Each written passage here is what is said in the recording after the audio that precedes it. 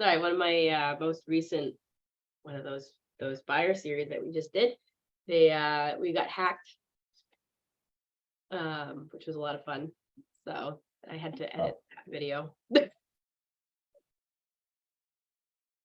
All right, folks, it's 9 o'clock. As people will slowly drip in, it is very small so far today. So there's 1, 2, 3, 4 of you at the moment. I know some of you, and I recognize some names from the last time I did this. So I'm going to just introduce myself very briefly. My name is Maggie McDowell. For those who weren't here last time I taught about a week ago, I am the Market Center Tech Trainer for the Boston Southwest office as well as the Easton office. And I also am the assistant team leader here in the Boston Southwest office. I've been with Keller Williams for about 18 years. Been doing this for a while, but I love teaching Ignite. This is one of my favorite things to do. So I'm happy to be here today with you guys. And George, why don't you introduce yourself? Hi, my name is George Caccini. I'm the Market Center Tech Trainer for the Beverly, Reading, Revere, Topsfield, Newburyport office. I've been a licensed realtor for 17 years, and the last 9 of those years have been here at Keller Williams. And I love teaching and training and being there in support for the agents. So we have a great class today for all of you. Yeah, all right. So for you guys that are here, if you can, please put on your videos. I'd love to see your shining smiley faces this morning. I know we're not all fit and ready in the morning, but it is nice to see a friendly face to talk to. Oh, I see some people I know coming into the chat now. But yeah, so there isn't a ton of people. So if you guys if you have questions or you want to, participate, you can shout it out, or you can raise your hand. You could do emojis, whatever. Let me see if you guys know how to use your buttons today. So if you could you give me a thumbs up reaction? See how you guys would do with your, okay, we got a few that are on top of it, which is awesome. Only a few. Mustafa, where are you? Oh, Massimo, thank you for the heart. I appreciate it. A little love in the morning. So we've got a lot to cover today. Today's session is about working with buyers and sellers, which is excellent. Hold on one second. Let me share my screen. All right. Excellent. All right. Let me know if you guys can see my screen. Can you see it? Yeah, so we can see it. Thank you very much. All right. Okay. Yeah, so we are entering the transaction phase here today. So you guys went over winning with sellers and buyers, and now we're going to move on how to talk and how to work with your clients once they've signed the listing or the buyer agreement. So basically, you've done all the hard work. You've now got somebody to work with. So now the excitement begins. Now we have to start working with them. So basically, what happens between when we have signed an agreement and when we are ready to receive the offer?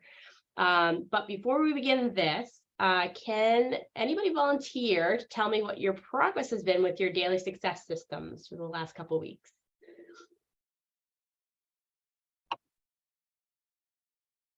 Anybody making calls? Anybody working with anybody? I can go. I'm Jacqueline. I've been doing it for the most part, but I mean, sometimes I'll do like 9 calls instead of 10, or 9 conversations. My biggest thing is like picking up the phone. I've definitely been texting a lot more than picking up the phone. I'll be honest. I've gotten better about it. It's just a conversation I have, and I know someone last time said, I wasn't here yesterday, but the day before, someone had said, you don't have to talk about business. Just call and be like, hey, just so you know, I'm just calling people that I am a realtor now. If you have any questions or anything, or even just saying, how are you doing? But yep. I always text. I'm always a texter. So that's just definitely my biggest struggle right now is picking up the phone and having those conversations with people instead of doing it via text. Yeah, and I can guarantee you're not the only one in this group. Yeah. Let me tell you. So don't feel too bad about it. The fact that you're making connections is awesome. The phone call is obviously the best because the personal connection is way better than any other connection that you can make. What I'd like to say is, work on how you feel about how you think about the phone call, right? We usually think about things like, oh, if I call them, I'm bothering them, I'm going to be salesy, right? Like, and we get that feeling, and when we make that call, then we actually feel that, and it almost sounds that way when we do it. So I say, that's true. Yeah, look at it as coming from a point of contribution, right? What can I give someone today? What can I offer? Can I give them gratitude today? Can I give them an item of value? Can I help them today, right? What can I do to help you? Can I just talk to them today? And if we come from that mindset, it's a lot easier to make those phone calls, and your phone calls are going to reflect that because you're in that same mindset. So that kind of helps a little bit when you're making those calls. So keep at it. Yeah, you're welcome. But keep at it. The more you do it, the better it gets, right? You get more uncomfortable, but you get more comfortable being uncomfortable. But yeah, come from contribution. It makes a difference. Right? How can I help someone today? Cool. Anybody else want to share?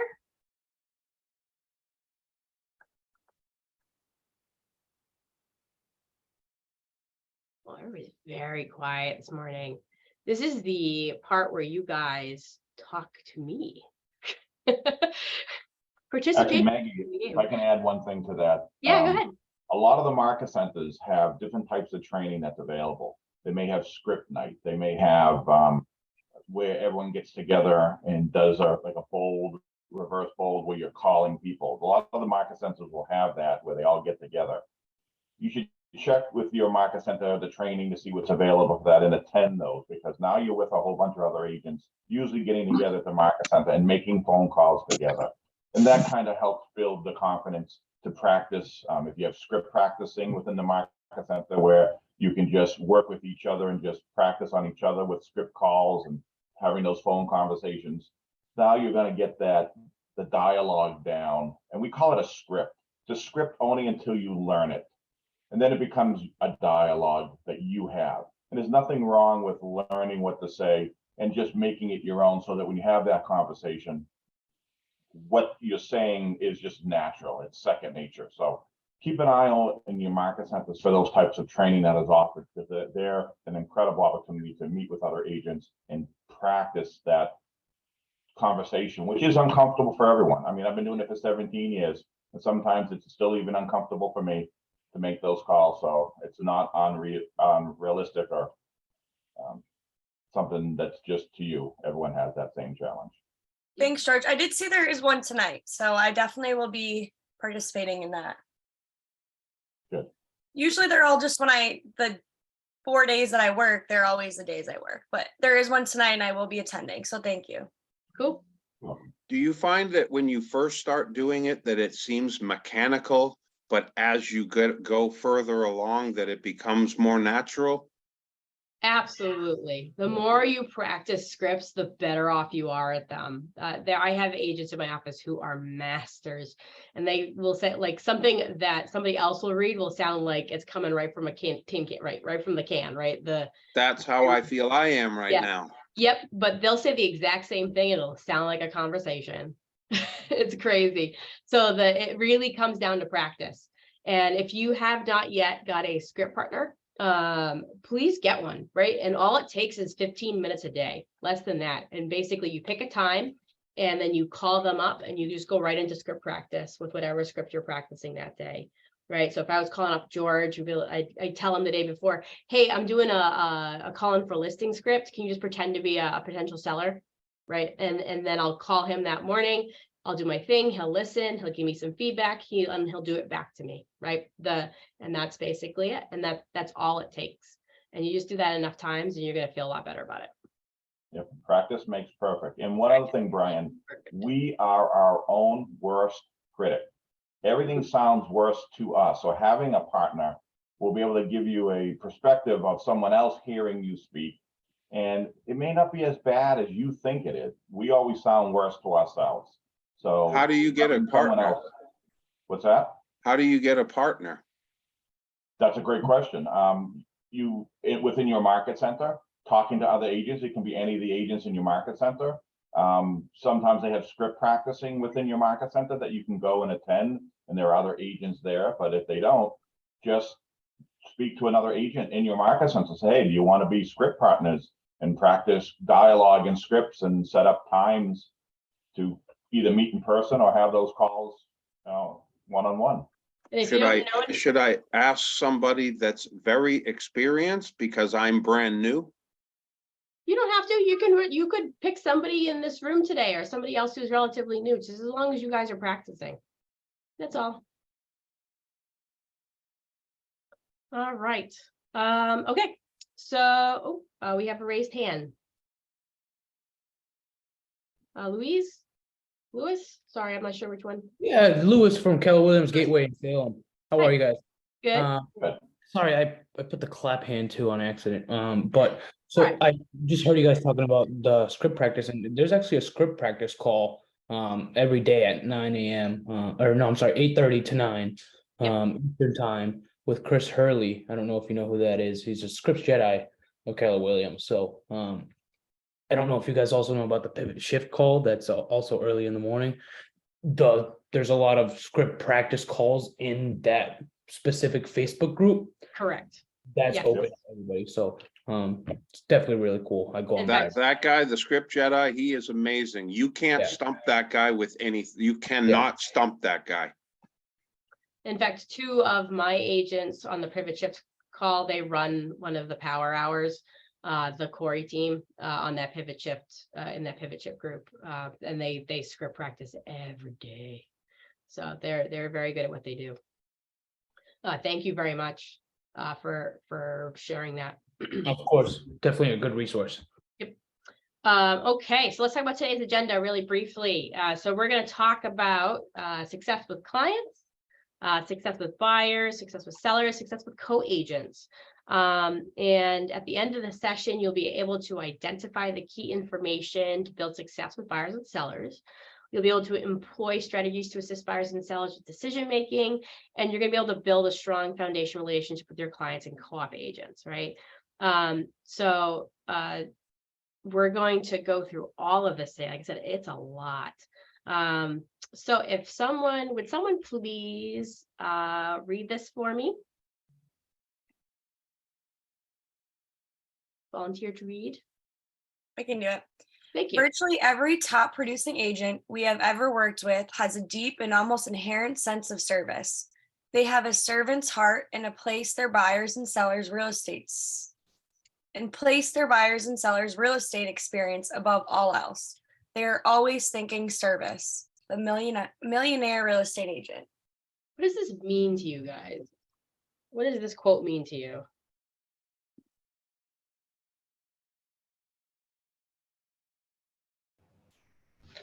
That the needs of the seller or buyer are highest, and it's coming from a place of you doing the best for them and not just about the commission, so to speak.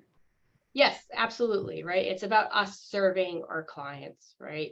And we say this all the time, right? Customer service is key, that 10+ experience, right? Not only is it going to get our agents, our clients to where they need to be and help them out very much, but it also can lead to multiple transactions for us, right?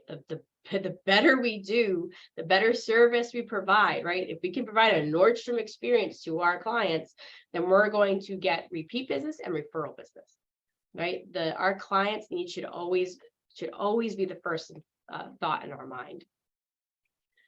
All right, so let's talk with some success with our clients here, right? So communication is like the biggest thing with our clients. The key to success is really that. We've covered this in a ton of ways. We've covered this at Ignite, including, through command and follow up and working with your sphere of influence. But it's also very key when talking about doing transactions. It's a foundation of a great relationship and them trusting us, right? If we're not communicating with us, then they're not getting anything from us, and they're wondering what's happening. It sets and manages expectations, which is huge when we talk about doing transactions, and being proactive at setting those expectations so no one's wondering what's going to happen. And it creates peace of mind for our clients, right? It enhances our credibility, right? Especially these days, right? So with the days on market stretching a little bit, right? This didn't happen before in a couple of years back, last year and the year before, things are flying on the shelves. But before that, sometimes it took a long time to sell houses. So we're getting back to that a little bit. And if you're not communicating with your seller or your buyer in this case, what do you think your seller thinks if you're not communicating with them? No one wants the house and they're not going to sell it. Yep, that's one thing. Yeah, absolutely. You don't care. You don't care. You're not working. You're not doing anything, right? They don't think anything's happening. They think you're not doing your job. You could be doing everything possible, but if you're not communicating that stuff with your clients, they don't know that, right? They don't know how it works on our end, and if we're not talking to them about it, they're not going to know. So it's super, super helpful for communication, to have some communication going on. All right, so there's 3 levels of service: purpose, value proposition, and fiduciary. And by keeping these levels in mind, you're going to serve your clients on the highest level possible. So purpose, right? Masters of service have clear understanding of why we should be hired. Why should you hire me, right? Why am I the one they should hire, right? Having a clear sense of what your purpose is. Your value proposition, right? The best agents can translate their purpose and why people should hire them to a specific set of services they will provide. And fiduciary, right? So highly productive agents provide a level of service based on their commitment to act as a fiduciary to their clients, right? We talked about that a little bit before with fiduciary and functionality. We're going to talk about a little bit more today. They place their clients' interest above all others, right? So speaking of fiduciary versus functionality, so this was covered very early in Ignite, but does anybody remember the difference between functionality and fiduciary?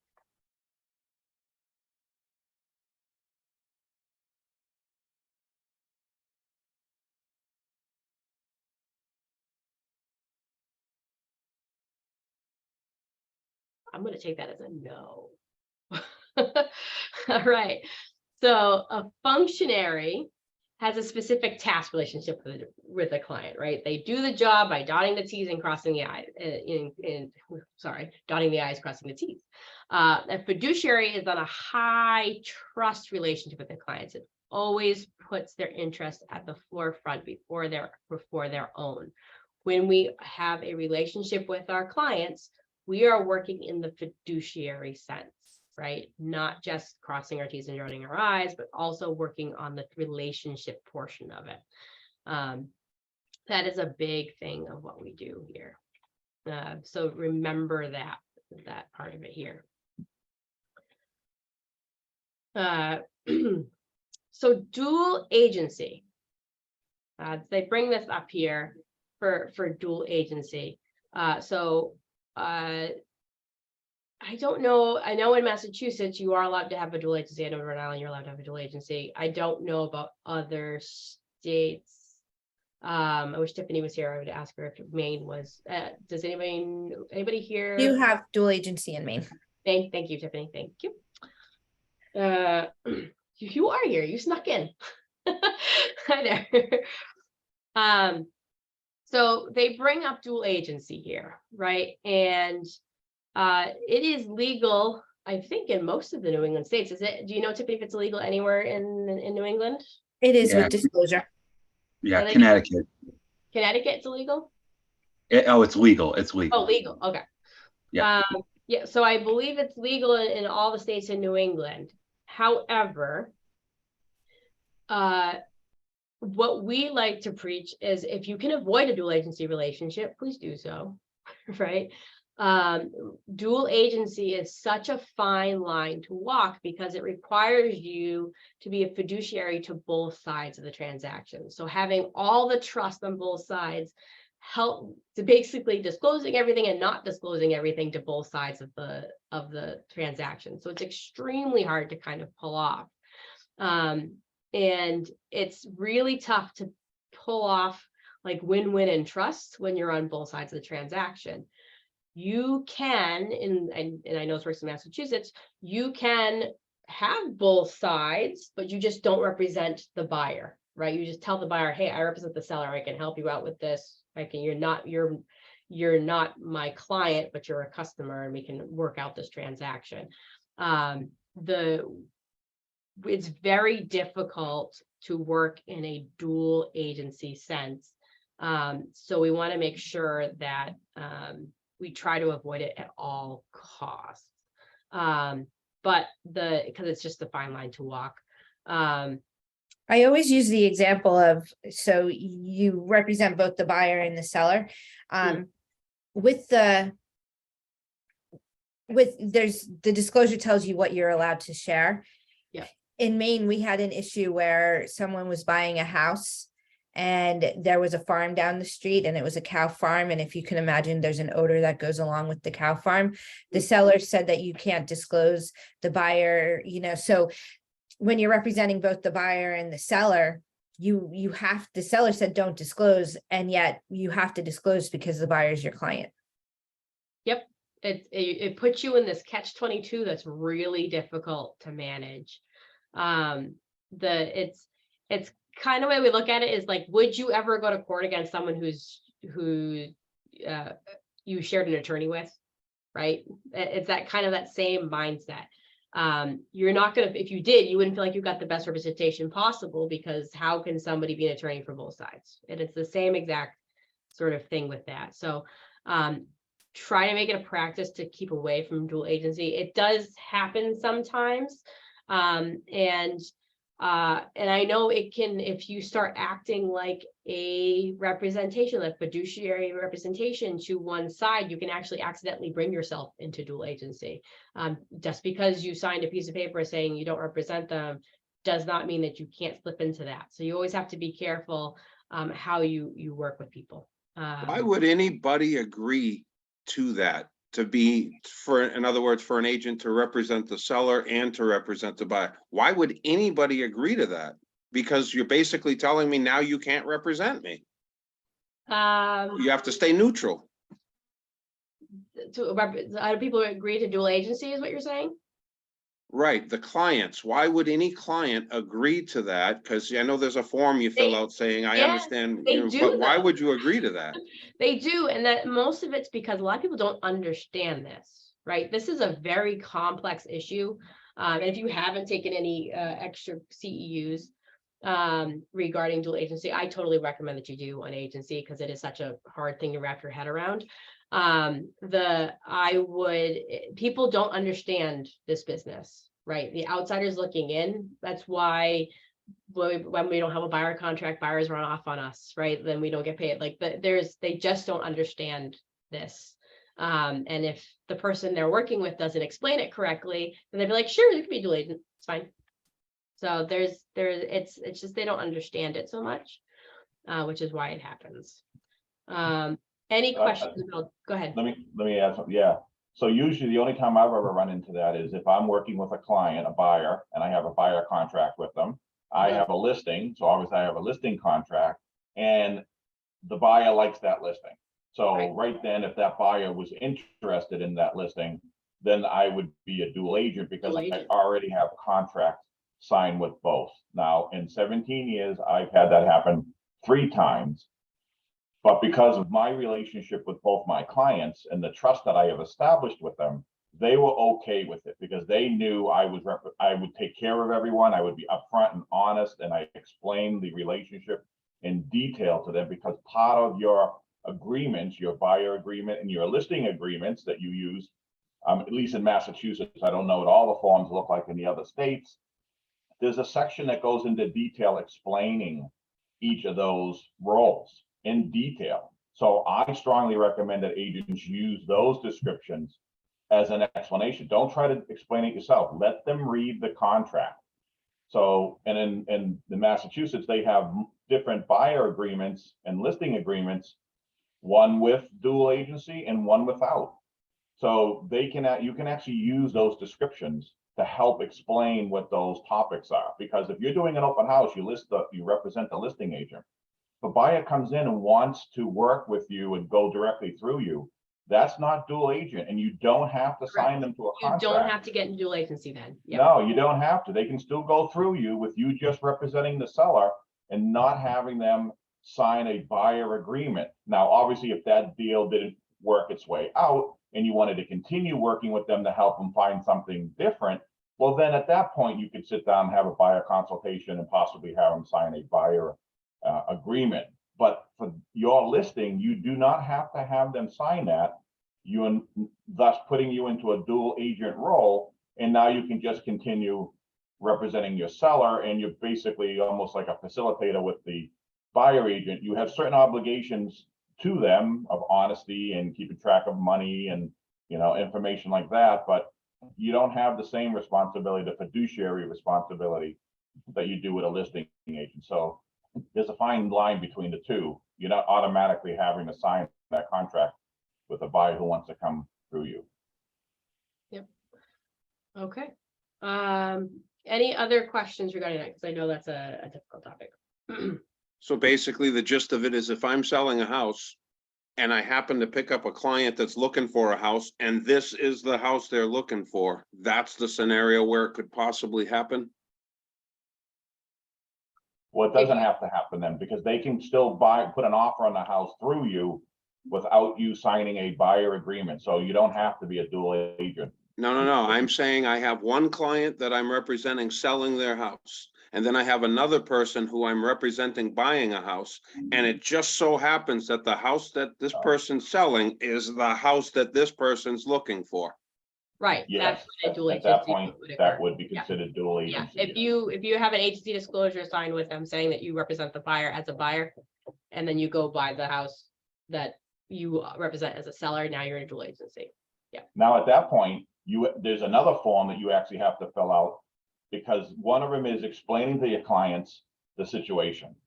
Part of that explanation says that if this situation was to ever occur, then a form has to be sent out to both sides, letting them know that this is that case. So it's not just happening. There's a form you have to fill out to let both the buyer and the seller know that this situation is indeed a dual agency. And that's, Are you referring to the dual agency disclosure form? So this might be different in all states. In Massachusetts, you get the consent first when you start working with people, and then you get the notice when it actually happens. So those are the two different forms. I do not know about the other states. So what I'll say here is, if you want to know more, because I'm not sure about the other states, please talk to your team leader in your office, so they can help you to explain a little bit more about the forms in your state. Bless you, Tiffany. I have a question. Yes. If you are the listing agent and someone comes to look at the property and they want to put in an offer, would you write that offer up the same way that you would be doing if you represented a buyer, the buyer agent, and then? So you can help them, but you need to do an agency disclosure telling them, hey, you would check off, I represent the seller and you are the buyer. So it just lets them know right off the bat that, hey, I will help you with this. If you need help with this, I'd be happy to. I just want you to know that I represent the seller here. And then you can help them, right? You can then work on the offer with them. If they need it. yeah, but you can't make recommendations to them. You can't make Hey, recommendations. You have to do your, because if you start doing those things, well, now you kind of accidentally went into dual agency, and that counts. So those kinds of things. So I can help them write the offer and just tell them they need to find their own, sources like attorney and all that other you stuff. recommend they go get an attorney and they go get, those kinds of things. So. Wait, I have a lender, question. if they're not pre-approved, and make sure that they have the pre-approval. So you can talk to them about the process and tell them what they need to do, but you can't advise them on specifics, especially if anything that is knowledge that you know of the seller. Like if you knew what the bottom number was that they would accept, You can't be saying that and say, you know, just write up the offer for 520, knowing that they're gonna accept it. And they may ask you, and you can't really tell them, give them that information. Would it be a good idea to refer your client to somebody? Like if you were the listing agent and you have a client that wants to buy the property, would it be easier? Like I work on a team, would it be easier for me to refer them to one of my teammates? And A lot of people do that. Split that with them, and then would that be easier? Tiffany, I saw you come off mute. You wanna? Yeah, no, I absolutely, it's hard enough. Like my advice to my coaching clients is always get through your first 3 transactions, understand the process, understand what representation looks like. Yeah. And if that comes into play, just refer it out. Just refer it out. You can save yourself a lot of trouble in the long run, and you still get your 20% or 25% referral fee or referral fee off of it, and you don't get yourself in legal trouble. Yeah. But what happens if they don't buy the house and now they're being represented by your teammate instead of you? It's exclusive for that property. Yep. Oh, okay, gotcha. All right. So we're gonna move forward here. Like I said, if you have more questions, please talk to your team leader or people in your office. They would be happy to help you out with more of this. Okay. So we talked a little bit about the 3 levels of service, right? And we revisited fiduciary relationships. So you could see the what of being a great agent. So now let's talk about the how, right? And the first thing we have here is to set expectations, right? We should never assume that anybody knows anything about the real estate process.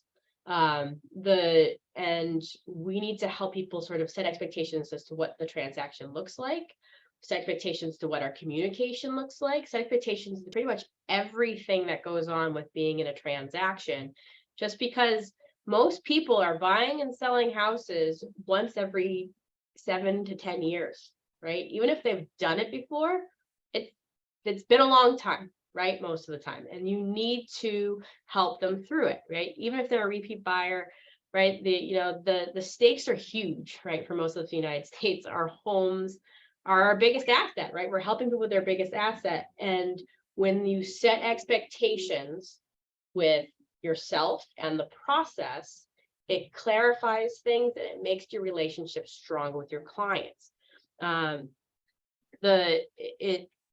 It can help so very much when it comes down to being able to let people know what's coming up next. Also, how you communicate with them, teach them how to talk to you, and be there teaching you how to talk to them, and it makes the relationship that much stronger. Any questions regarding setting expectations? And believe it or not, this is value. You're assuming every agent does this. They do not. They do not. They do not. So just setting the expectation and letting them know what's coming down the road is a value proposition that you can provide that a lot of agents do not. Right. And when we talked on Monday, for those that were on Monday's call, we really talked about asking the great pre-qualifying questions, like, have you ever purchased a home before? Have you ever sold a home before? Because based on that information, how long ago did you do that? That's going to trigger how you go through this process that Maggie's sharing with you. Right, exactly. You want to make sure that you are reviewing the whole process with them and showing them what's coming up next, right? And you kind of touched on it too, Tiffany. You're usually covering this in the consultations, right? The listing presentation and the buyer consultation, but I know you guys went over. But even during the process, you have to remind them of what's coming up next, right? Whenever you're doing a transaction, when something happens, you should always reiterate what comes next in the process. So, for example, if we just had an offer, I am now telling my clients exactly what happens next. Well, now we have to wait for the inspection, and we have to do all these things, and the P&S comes after that, right? We're reviewing the whole process afterwards. And so you want to make sure that you're reviewing everything through that with them. And that includes time expectations, right? If you told a buyer that you need to get out to see properties the same day they hit the market 2 months ago, when they were focused on getting their down payment together, they likely won't remember the details, right? So you have to make sure that you talked about this stuff before, like I said, you have to keep reminding them of everything in the transaction. You got to tell them how quickly, if it's a buyer, tell them how quickly the market's moving, right? If they are working through trying to find a house in a desired neighborhood and they want to sleep on something before they put an offer on the house. Jason, do you remember what we said for one of the scripts? For if a buyer wants to sleep on it? Yeah, if you want to sleep on it, you might not sleep in it. Right. Right. You have to kind of really set the expectations for the market, especially if you're on the buy side. That you have to move quickly. You still have to move quickly. And the same is true on the sell side, right? The setting the expectations for, why we need to set prices the way that we're setting them, right? If we price out of the price range, we're going to set the expectation of what that looks like. And when we're going to lower the price, if nothing happens, set the expectation ahead of time so that when it comes down for a price reduction, they're the ones telling you that, hey, maybe it's time for a price reduction, right? Because we're communicating with them about the market and what the prices around them and what's going on in the area. Is there a specific time frame for that?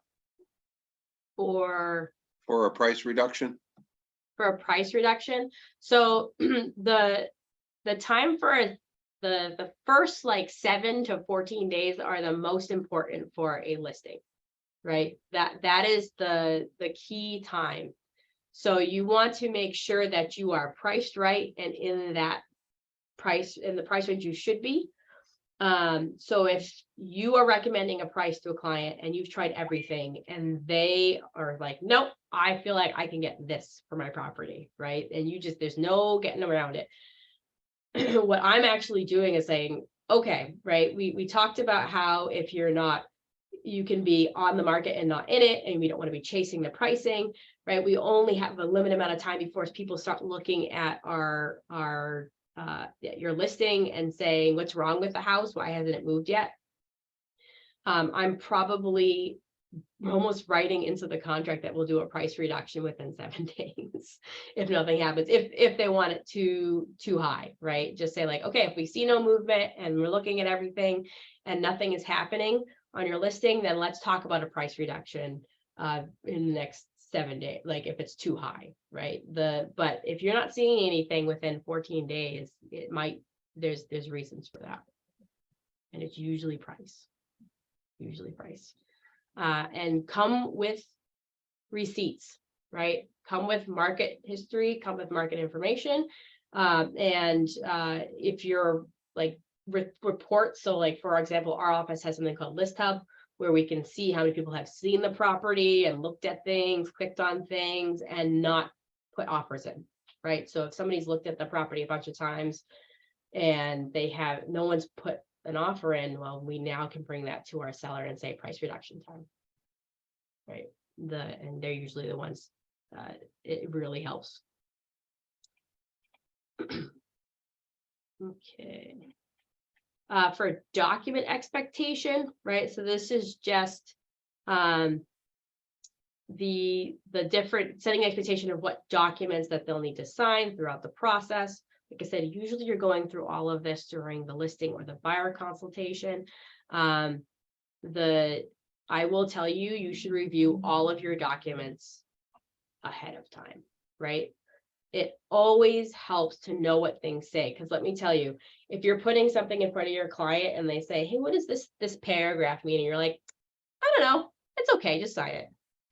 It doesn't work. They're gonna be like, what do you mean just sign it? I don't know what this means, right? So have a good idea of what your paperwork actually means. So when they do ask you those questions, you have an idea. If you don't know something, if you read it and you don't know something, ask your team leader, ask your person who does your compliance. They will be able to help you out. Don't wait until someone asks you a question to be like, I have no idea, but sign it anyway. Okay. So make sure you're setting your expectations with your documents. One of the things I found helpful when I was a new agent is, as I was reading the documents, like say an offer or a buyer agreement, and there's 17 sections, I would just put the wording in my words. So I would write some little cheat notes that just basically said bullet point what this covered. So then when I was going through the document, I would say, okay, this is the agency disclosure. This is identifying that I'm your agent. This is going over what my responsibilities and duties to you are. This goes over what your duties and responsibilities to me are. And so I would have some bullet points already done to make it easy to explain, instead of having to take the form and read it and explain it in their terms or the legal terms. Sometimes putting the wording, a description in your words, and just having that there is helpful to get you to explain what the documents are. Okay, communication expectations, right? Some agents feel like they can never turn their phone off, right? Is anybody here guilty of that or have been guilty of that in the past? Right? I know I have before I kind of got smart about how I communicate with people and tell them how they can communicate with me. If that's not a way to live your life, right? If you're answering your phone call at 11 o'clock at night, right, from a really stressed out client, let me tell you, nothing gets solved at 11 o'clock at night, right? There's no lawyers up, there's no mortgage company person up, like no one, the other agent's probably not up, right? Nothing's going to get solved at 11 o'clock at night, right? So everything can be handled usually the next morning for any issues that come up. But you can set that expectation ahead of time with your client, right? You can tell them, hey, leave a message and I will get back to you first thing the next morning, right? Let them know what your schedule is. Let them know when you check your messages. Let them know when you're going to update them on what's happening in the transaction. How many times a week at least should you, if you're working with somebody, should you call them? In general, what do you guys think? Every day? Every day? Well, you could, yeah, absolutely. If it's a buyer, maybe, and they're really like hot to trot. Let's just say it's a seller. How many times? If there's no movement on it. Twice a week? Twice a week at least, I would say. Usually at the beginning and the end, if nothing's happening in between. But let them know that, right? Give something, and I always say like, you should over deliver too. Sometimes you want to make sure, and also ask your clients how they want to be communicated with as well, right? I've worked with people who are like, please don't update me every day. I don't want to hear you. I don't want to see stuff from you. Just call me like once a week, right? And I want to be done by email, right? Set the expectation that works for you, but also for your clients as well. So make sure that you have that. Make sure to see if they hate texting or they prefer phone calls. Do they hate phone calls, prefer texting? Should it be a group text with both spouses, or does only one work? Right? That's a big thing. Do they have children who need to do things and they can't be contacted during certain hours, right? There's literally have the expectation set ahead of time. Like I said, this stuff is usually hammered out during the consultations, so make sure that you have this stuff set ahead of time. Does this make sense to you guys? Yes. But keep in mind, if they text you at 8 o'clock at night, it doesn't necessarily mean that they're expecting a response. It's just something they thought of and they texted you. So you don't feel obligated to have to return a call or a text message or an email at 8, 9 o'clock at night. If you do, now you're setting an expectation. Now you're setting the expectation the other way around. That they can do it, and you just, and we all have relationships and lives. Those are important as well too. So, you don't want to be answering calls when you're out with the family or on date night or at your son or daughter's sporting events, and you have to step away to do a text message and you miss them, hit the winning goal, or dance recital. Family first. You got to live your life and then business. So, and manage your time and set the expectation. Excellent. It's a good point. All right, set contingencies, right? So what happens if a home comes on the market that is perfect for your buyers the weekend your sister is getting married out of state? Right? These things are to have a plan and communicate well in advance, right? So if you know something is coming up, right? Actually, my sister is getting married in June. So if you know something is coming up, let's just say your sister is getting married in June, but you get clients at the end of May, right? Should you be setting, what should you be doing ahead of time if you know something's coming up? Well, for me, I would ask like my team if they could help me that week while I was away, or if they'd be available for me and my clients. Mhm. Clients. And if they are, what would you do? But I tell my client as Yeah. well that I'm away, and Yep. then have them reach out or like give each other's contact information and make sure they're all set up and they know that they are still being helped. Yes, make it very perfectly clear to your clients that you work with the team of people and that, yes, this is happening, but no worries. These people are here to cover to be with you and to give you as the same level of service that I would provide to you, right? Make it very clear that they are not being dropped or forgot about in any way, shape, or form, right? Communication, set up the coverage and then communicate that coverage, right? And the same goes for your clients, right? Make it clear to them, like, hey, if something is going to happen, if you're going to be out of town and you're not going to be available to sign offers, or if maybe something is happening where they can't show the house during certain periods of time, right? Have them communicate that to you. Set these expectations ahead of time so that you can make contingency plans for those things. There's definitely ways to kind of talk about this ahead of time. Make it clear to your clients that that things are covered on your end, and make clear for your clients that if, hey, things need to be covered on their end, that you can take care of that as well. And be sure that you're following your state laws, because when they sign a representation agreement, like in the state of Maine, and every state is different. In the state of Maine, I'm the appointed agent. I'm the only agent appointed to them. So if I go on vacation, another agent needs to temporarily be appointed in the state of Maine. So if you're planning a vacation, it's your first vacation, you have clients, reach out to your broker of record or whoever's responsible for that training and say, is there any forms I need to have filled out or anything I need to do special to make sure that I don't violate real estate law? Thank you, Tiffany. That's a good idea too.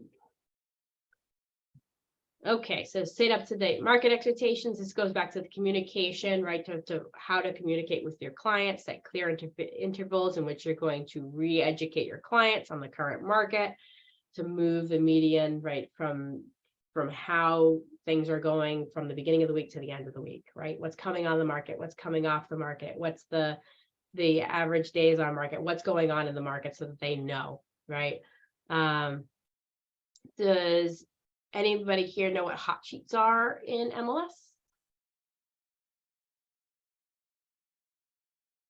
Okay, so hot sheets are something you can set up, where basically there's searches that you can set up in advance in MLS. So if you know you have to keep a close eye on a certain market, create a hot sheet for it so that you can, on a regular basis, click on that button and you get all the market information on that particular area really quickly. It's actually a really quick way to make sure that you're getting that information on a regular basis so that you can go ahead and communicate that to your clients very quickly. I recommend that wholeheartedly. All right. So set expectations with your KW Tech, right? And so what do we mean by that, right? So we can use a couple of things. One of the things that we do, and one of the things that helps you deliver a 10+ experience with your clients, is to build opportunity checklists. Who here knows what opportunities is in Command? Hand. It's our one hand. Are you talking about opportunity time? No, the opportunity section in Command, your sales pipeline. Well, George is my tech guy, so that's why I know about it. All right, good job, George. So in Command, there's a section called Opportunities, and in Opportunities, you can build full transaction checklists. So basically, when I take a listing, these are all the things that I need to do. And why would we have that? Why would we have a checklist of things to do on a transaction? So you know what you have Because- to do when you have to do it. Yeah, there's so many things. There is so many things, and I get this a lot from a lot of agents, like, I only have like a couple of transactions, like I'm going to remember to do everything. Do you think if something is going on in your life, are you going to remember, do you remember what you had for breakfast in the morning, right? Do you remember what's coming up next all the time? Of course not. Yeah, you forget things, right? So having a checklist there to help you keep everything straight and do the exact same thing for every single person you do a transaction with, right? To make sure that you're not giving anybody special treatment, that you're making sure everybody is treated the same way, and that you don't forget anything. It is one of the best things that you can do for yourself. So George, can you show people really quick in Command where to find opportunities and where to build the checklists? Sure.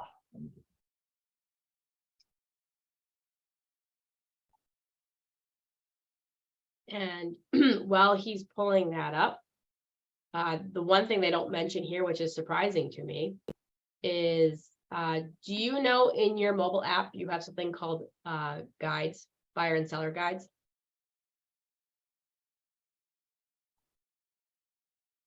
Some checklists. No, I did not know that. No, yes. So when you give people your app, there is a buyer guide and a seller guide.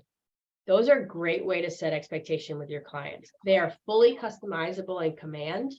And I tell people the first thing I do when I have a client. So my sister is actually not only getting married, but she's looking for a house. So I put her on my app right away. And one of the reasons why I did that is because there is a whole buyer's guide that I built out for her. There's one already in there as a default, but you do want to make sure you edit it. That as she goes through the process, she can read what's coming up next and check off what's coming up as it goes along. So that buyer and seller guide is also a fantastic way to keep expectation with your clients. George, if you would go ahead and show the opportunity section real quick. So from your dashboard inside of Command, you come over here to the left-hand side and you click the Opportunities applet. Mm-hmm. And this is going to bring you to your, oops. Hold on. You get kicked. Yeah. Huh? You gotta love technology, huh? That's okay. Now we get to see it twice. There you go. So this is your opportunities overview of what you have going on. If you click inside of any of these are called phases at the top here: cultivate, appointment, active.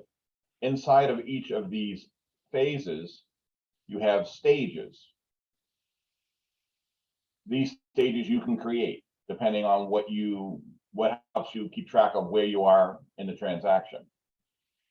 Inside each one of these stages, if you go up here to the top, you see edit stages. When you click that, it's going to bring up all the stages that you've created. And now you're going to have checklists right here.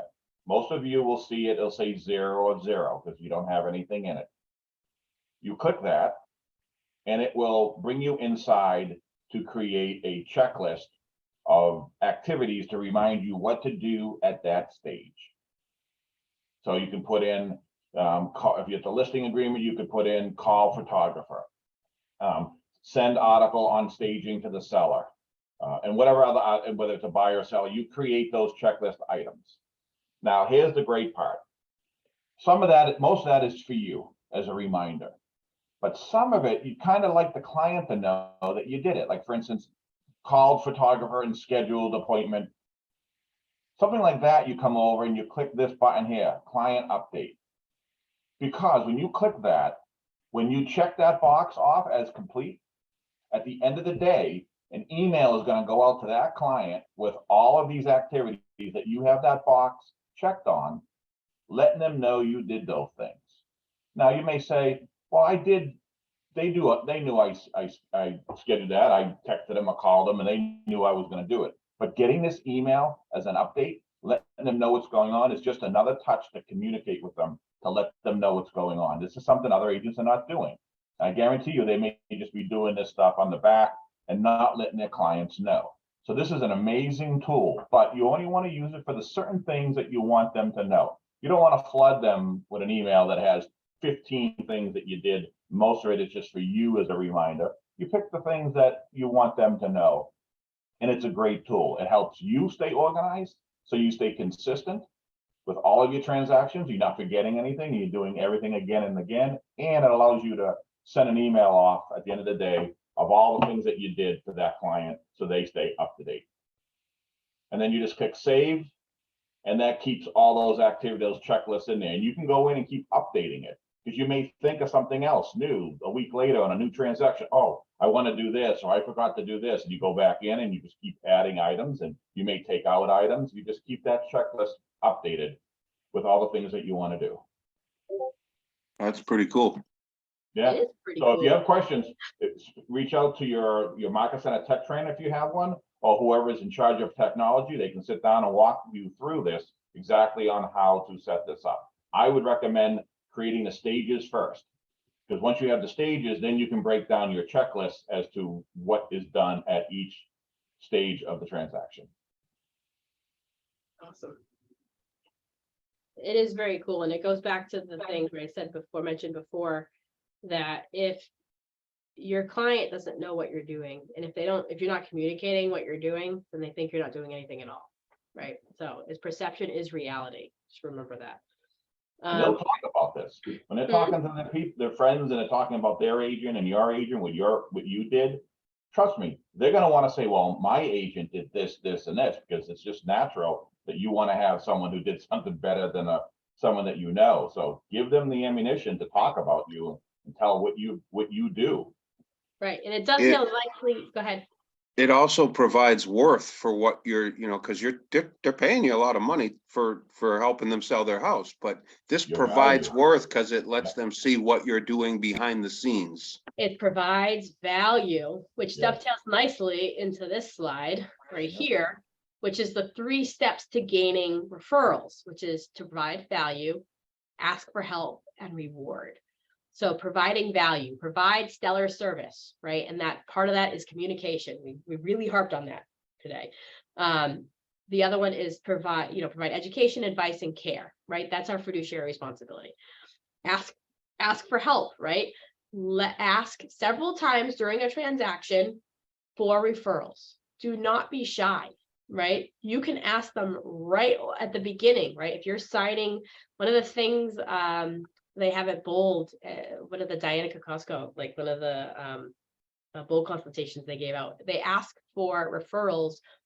Right at the consultation, who else do you know that I can help today? Right? Always ask, who else do you know that I can help? And do that consistently through the transactions. And then thirdly, reward the behavior for the referral, right? Don't wait for a closing. As soon as a client or a member of your sphere of influence gives you information about somebody else, give them a reward for it. Even if it doesn't pan out, thank them in some way, shape, or form for giving you a referral. We want to reward that behavior, right? So it's something that, don't wait for something to actually pan out, actually thank them ahead of time for that referral. Excuse me. The next thing is reviews, right? Ask for reviews throughout the transaction. Has anyone here done work on their house recently that needed a plumber or a contractor or anything like that? Or went to a new restaurant or anything like that? Yes. How did you look them up before going or using them? Actually, my real estate agent had, when we first moved in, had recommendations of who we should call if there's any issues, because we had an issue when we first moved in that needed to get fixed. So actually, my real estate agent referred me to him. Well, good. Now you can do that to other people. For other people to provide your value. But generally, right, if we're looking for a new service, where do we go? The internet. The internet. and we see what other people think of you, right? We see what other people think. We look at the ratings. So making sure you get reviews from your clients and putting them in the locations that matter. Where do you think the locations that matter are for reviews for you guys? Your website. Website's good. Yep, absolutely. Anybody else have an idea? I have no idea. Where do you guys look for reviews for other things? In the chat, Eric put Zillow and Google. Excellent. Yep, those are excellent places. You can create a Google business very quickly and have people leave reviews there. Zillow is a good place to leave ones. Realtor.com is a good place to have people leave reviews. There's so many different places that you can have people leave reviews that people are going to look you up. Real quick, has anybody ever heard of realestateagentsitrust.com? No. Nobody? There's hundreds of sites like that out there. The one thing you want to be careful of is what's the cost? And are they just recycling old leads? A lot of those types of websites, like there's like the Top Agent Network and things like that. I've heard those kinds of things. Those are pay to play usually. So the agent has to pay to be on those lists. So they're not exactly the best list to get stuff from if you're trying to find people. But yeah, reviews are almost as important as referrals. They really are. Make sure that you can have a smart plan set up. Let's just say you have a post-close smart plan where one of the things it does automatically is once you close, it automatically sends out, hey, thank you so much. Would you please mind clicking on this link to do a survey for me, to do a review for me, right? About my service. Or people send out surveys or reviews to fill out, right? Make sure you have that stuff ready to go. How would you do if you want them to submit a Zillow review, but also like a Google or a Realtor.com? Like, it's weird sending out, asking them to do 3 at once, It is. It can be difficult. There are agents that do you can have there are people who actually do like contests. Like if you leave a review on these 3 places, you get like a ticket to something, right? Right. You can do contests like that. You shouldn't do this, but I know agents who like have them write one review and they put them in themselves. So I've been that before. So there's lots of different ways, or you could just concentrate on one location and be like, look, I'm focusing on my Google thing, so let's send everything to Google, right? Or I'm focusing on Zillow, sending everything to Zillow, right? So that you can do those as well. Cool. All right. Oh, sorry, did you have anything more, Eric? Oh, no, that's good. Oh, Thank you. Yep. All right, any ahas for the first section there that we talked about? So providing service to our clients. The setting expectations, I think, was really helpful. The time expectations, and I know that there's like checklists and everything. So those are good to go off as well. Expectations, it's so important, and there's so many things to set expectations with. You like when you go through, like, oh, expectations for that and that, oh yeah, and that too, right? There's so much to think about. Anybody else? My biggest takeaway was to let them know all the things you're doing behind the scenes so they don't think that you're not doing your job, basically. Yep. It's very important. And it's like, and this is true for everything. Perception is reality. If they perceive something, then that's really the reality for them, right? You make sure that you have the right perception with them. Communication. Okay. All right. So let's talk about success with buyers. Let's get into this. Let's see. So this is from the profile of home buyers and sellers from the National Association of Realtors. What buyers want most from their agent is very interesting, right? It's 52% want them to find the right home. Why is this so interesting? Why do you guys think this is interesting? It's a home. It's a big this is a big deal. You know, you want to find the right home that you're looking for. I mean, obviously. The reason why I find this so interesting is homes are so easy to find online, right? They actually don't really know what they need us for. I think we earn most of our money inside of that 11%, the help with price negotiations. I think that's where we earn most of our money, honestly. But with the perception of buyers, they think that we're here to help them find a home, which we are, and we do help them with that. So we really have to lean into this section here.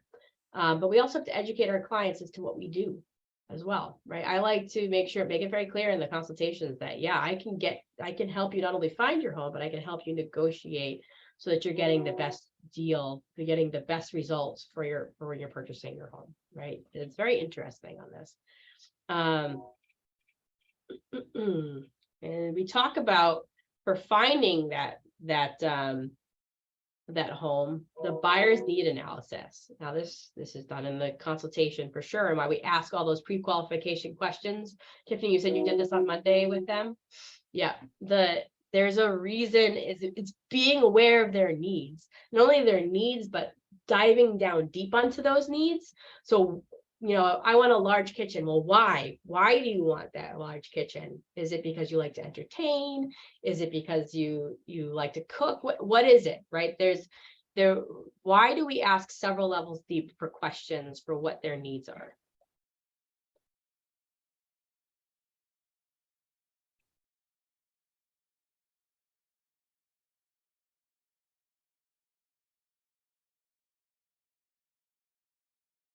Come on, someone's gonna have an answer. You just want them to be more specific. You know, what your idea and my idea of a big kitchen might be two different things, or lot size, or a big backyard. So you just want to be able to narrow it down. If it's like something that you can do without, is it really a want, or is it something that you need, so to speak? Yep, that's a good reason. Absolutely. It also helps you too to help find motivations as well, right? That need may not be found in a perfect house doesn't exist, right? It just doesn't exist. Everything they want or need may not be in the same spot, but if you can find a way to fit that need without finding the exact thing they thought they wanted, you might be able to help them find the home they want to, right? If they wanted that big yard to play in with their kid or their dog or anything like that, but right across but you found a home that doesn't have the big yard, but it might be right across from a park. Well, that might satisfy that same need, right? There's ways to, but you're not going to know that unless you ask those questions. So finding out more is such an important thing. It also helps you, I'm sorry, it also helps you when you're negotiating and you're writing up an offer. Your buyer may seem on the fence whether they should continue forwarding, and you're negotiating. You can always bring back this information saying, so remember, these are the important things that you wanted. You wanted a big backyard. You wanted it 5 minutes from, the train station. You wanted it 2 minutes from the school that your children are going to. You can now turn around and take this information that they provided to you that was really important to them and remind them of those items that they mentioned to you, and point out that the house has those items, and just repaint the picture that this is a good home. This is something that you've been looking for, and hopefully get them excited again and seeing that this is a good deal for them to move forward with. So it gives you the ammunition you need to bring that back up into a conversation with them to remind them that this is exactly. And sometimes you need to come back to the needs analysis, right? You can say hey, this had your 5 must-haves, right? Why are we not buying this house, right? So do we need to take a look at these must-haves again and take a look at that needs analysis again, right? We never get rid of that needs analysis, and we bring it up a ton during the whole process, because George, you just said, it can help them move them to the house that they really want, even though they want to think on it or see more houses, right? You can always refer back to the big why we're doing this, and their needs analysis, and why each of the needs was important to them, right? It's also very common for a buyer to get frustrated in a tight market, right? And to start looking outside their criteria, right? And so knowing their needs can help them find what they're looking for. So it really can help to revisit that criteria quite often. Will my office have that piece of paper with all the needs analysis? So the needs analysis, Tiffany, you still here? I think she dropped. So the No, needs analysis. The needs analysis, so essentially, if you go into designs and you, It is in the buyer consultation, isn't it? in the buyer consultation, Yeah. that needs analysis is specific to the buyer. It says a guide to home ownership. And then in there, it asks questions, what, you know, on a scale of 1 to whatever, how important is this? What do you want? How many bedrooms? It asks all those questions. That's why you do not want to skip the consultation and just go to opening doors. Absolutely. Right. You don't have time not to have that consultation. If someone tells you, I don't have time to meet you ahead of showing the homes, you tell them you don't have time not to meet with me, right? Because with one small meeting, that can save you hours of looking at houses, right? Yeah, Hours. because if they're telling you all these things are important to me, that's what you're looking for, meaning the agent. You're finding a house that suits those needs. Yep. And I believe that's in the buyer consultation in designs. I just didn't know if there was something in Ignite too. I know in some of the older toolkits they had something, but I wasn't sure. Okay. Tough conversations. Conversations about what they can afford and the realities of the markets and timelines and move-in ready and fixer-uppers. They're strengthened by referring to that needs analysis. These conversations can be hard to have with somebody, right? There's people out there, and my sister included, who want something very specific, but it is way out of their price range, right? It's out of their price range. And so you have to bring them back to the needs analysis to help them find the thing that is going to be right for them and where it is. Having those conversations are hard sometimes. Like, what are some other conversations that you would need to have with your clients along the ways that might be tough?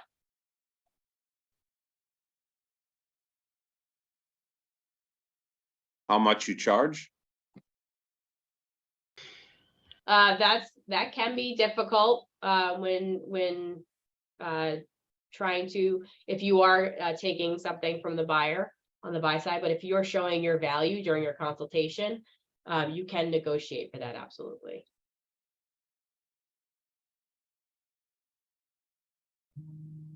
Sometimes you just have to remind them to stay positive, especially if you're putting in like a lot of offers and they're not getting accepted. That could be tough emotionally, you know, so. Yep. Right. I mean, you also have to have conversations about, like, hey, you can't buy things, keep in contact with your lender. Don't quit your job, right? There's still those conversations as well. Don't change your debt to income ratio, you have to have those conversations too, and sometimes those can be relatively difficult.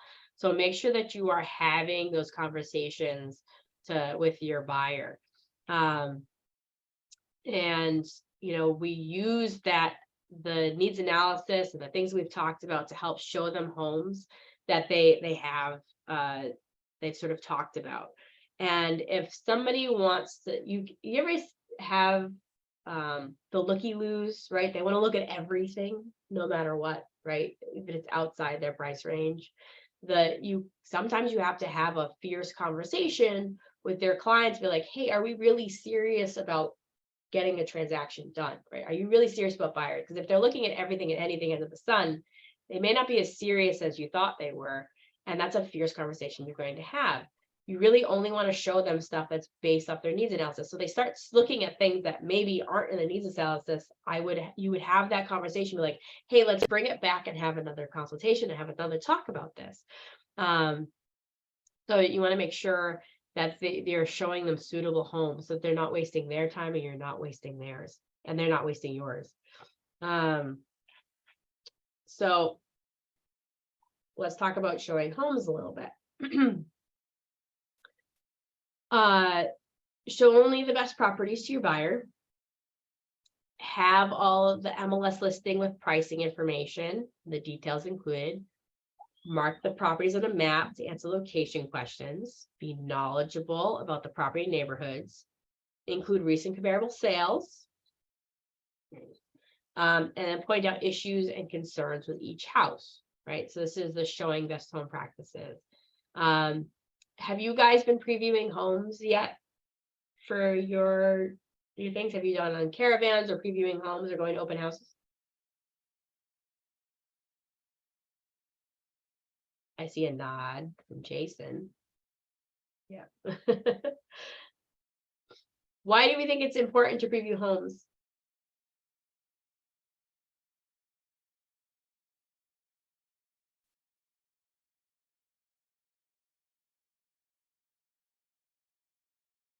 Do you mean like before they buy them or before we show them?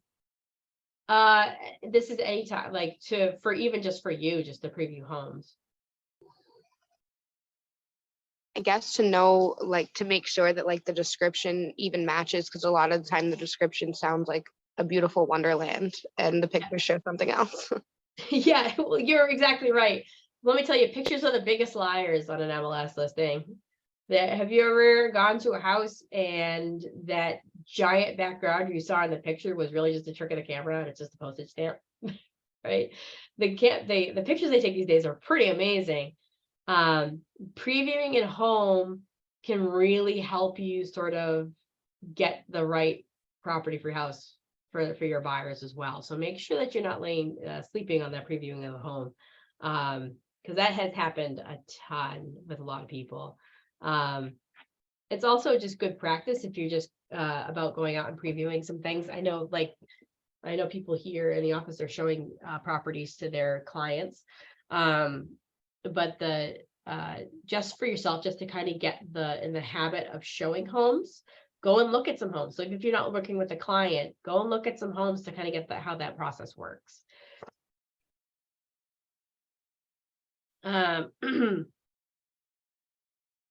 So showing homes means agent interaction, right? So, but it may not, this particular thing. There are some homes that you do through showing time and other things as well. Sometimes you have to call the agent. Remember to schedule ahead of time. It's the first, and remember, if you are talking to the agent, it's the first contact you have with a potential co-op agent. So make sure that the contact matters and that they will see you throughout the transaction, right? They want feedback. So if you show the house, give feedback to the agent. That is very helpful and they will remember you for it. One of the biggest frustrations I hear from agents is they have a listing and then they never get feedback from the people who show it, right? Make sure that you're giving that feedback. Do it diplomatically if your first buyer hated it, but make sure you're giving that feedback because you're going to want that when you are on the list side. And a home tour kit, right? For those in my office, we talked about this just recently for the home tour kit. You should have stuff in your car ready to go on tours, right? And they talk about a bunch of things here on this slide. Is there anything else you guys can think of that's not on this list that you might want to bring with you?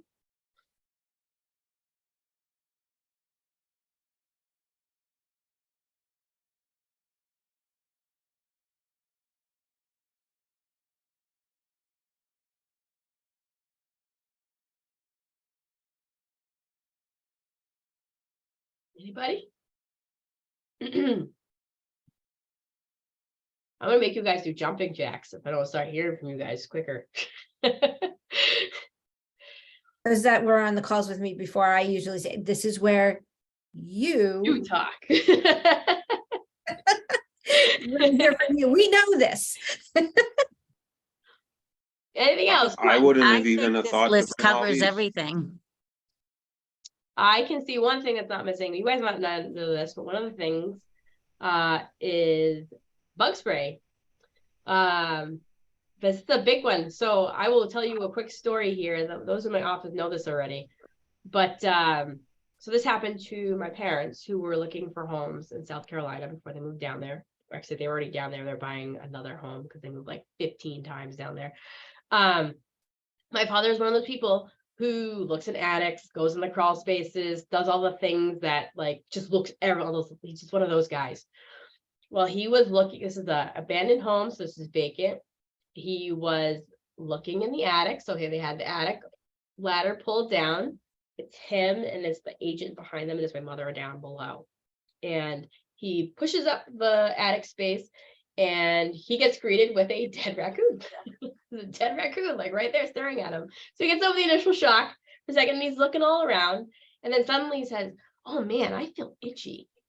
And then below him, the agent goes, "Yeah, me too." And my mom goes, "Yeah." And they notice that the fleas from the dead raccoon are hopping all over them down the ladder, right? And so the showing agent, the buyer agent they were with, didn't have bug spray. She had to run down to the local store to pick up some bug spray, come back and just spray everybody, completely cover them, right? Oh, thank you. This is I'm the- Judy, by the way. Judy, by the way, So this is the kind of stuff that can happen, right? You should be prepared for everything. So make sure you have bug spray in your little kit. That's one thing I definitely see that is not there. You could be also in a swampy land where you're trying to like look at things and there's mosquitoes everywhere. So that's one thing that I see that don't have, but you should always have a kit ready to go so that you can service yourself and your clients. Do you ever have a muddy driveway? A muddy driveway.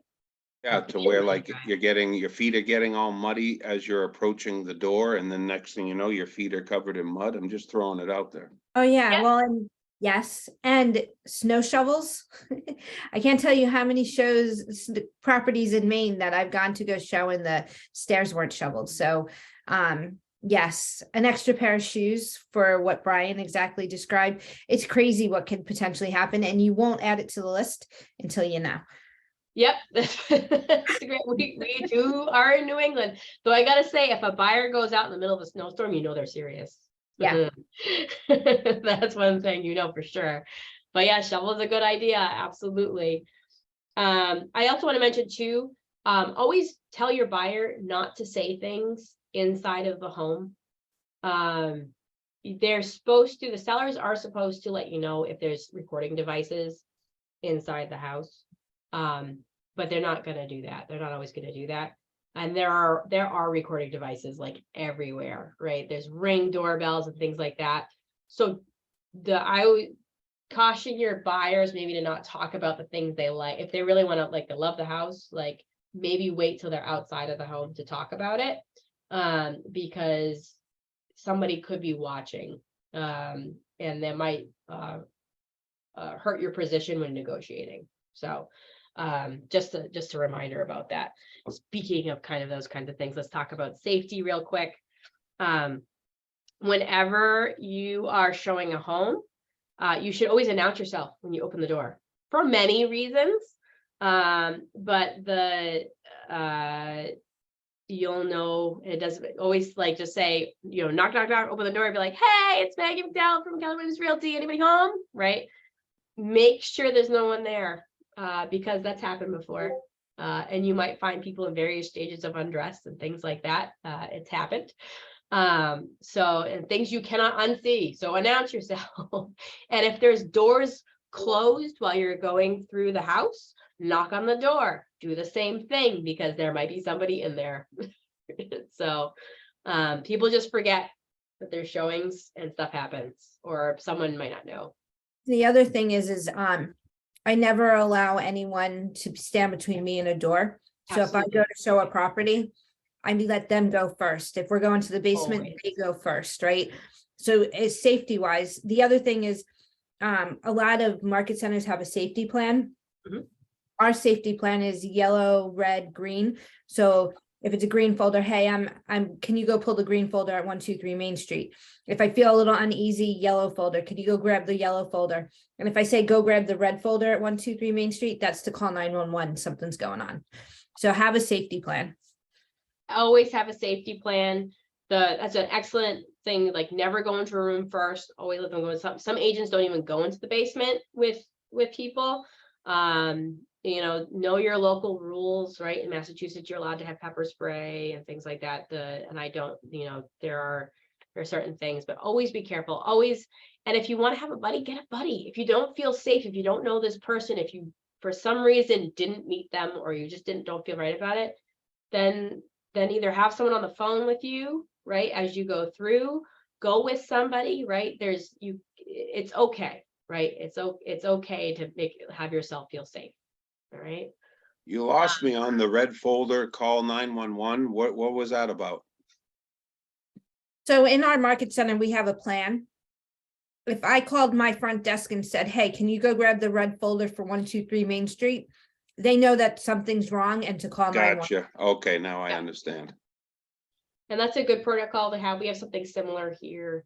I mean, obviously, however, that only works if someone's in the office, right? So if it's after hours, something like that, like I said, be on the phone with somebody, always let someone know where you're going, all those things. It's unfortunate that we have to think about these things, but this stuff does happen. Like it's unfortunate, but it's true. So, all right.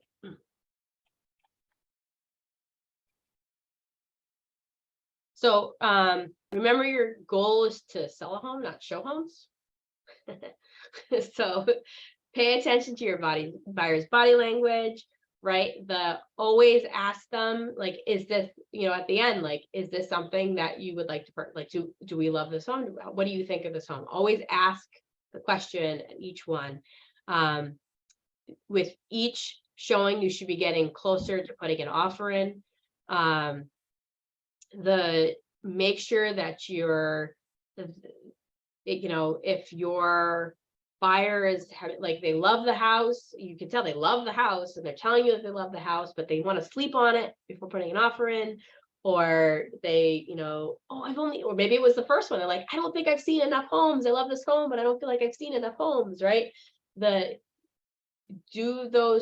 those scripts ready where you can say, listen, the market these days, I know there's been a lot of activity on this house.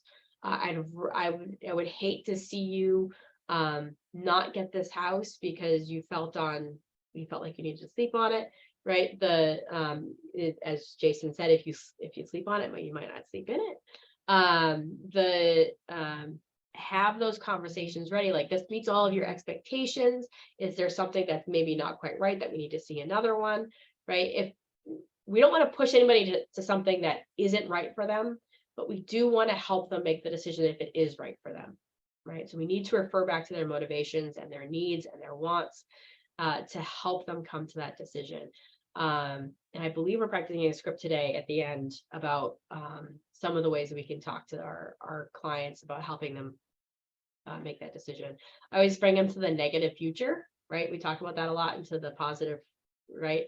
That we always say, like, well, this is along your way to work, right? I'd hate for you to drive by this house and just look at somebody looking back at you in the window and just regret that it's not you, right? I'd hate for that to happen.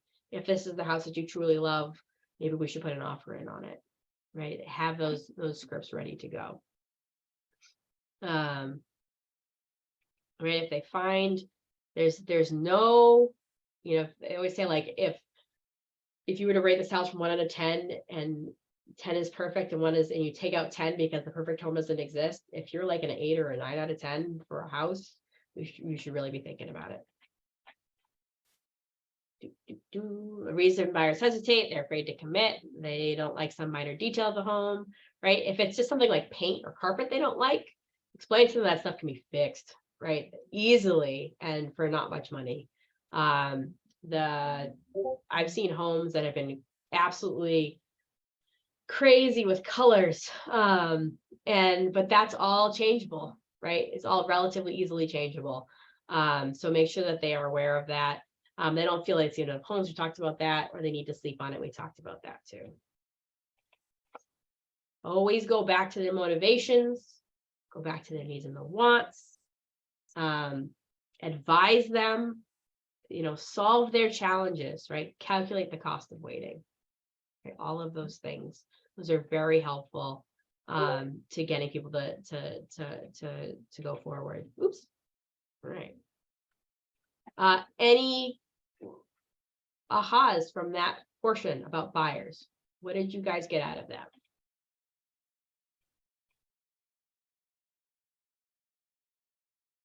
Unless you're all sleeping, in which case.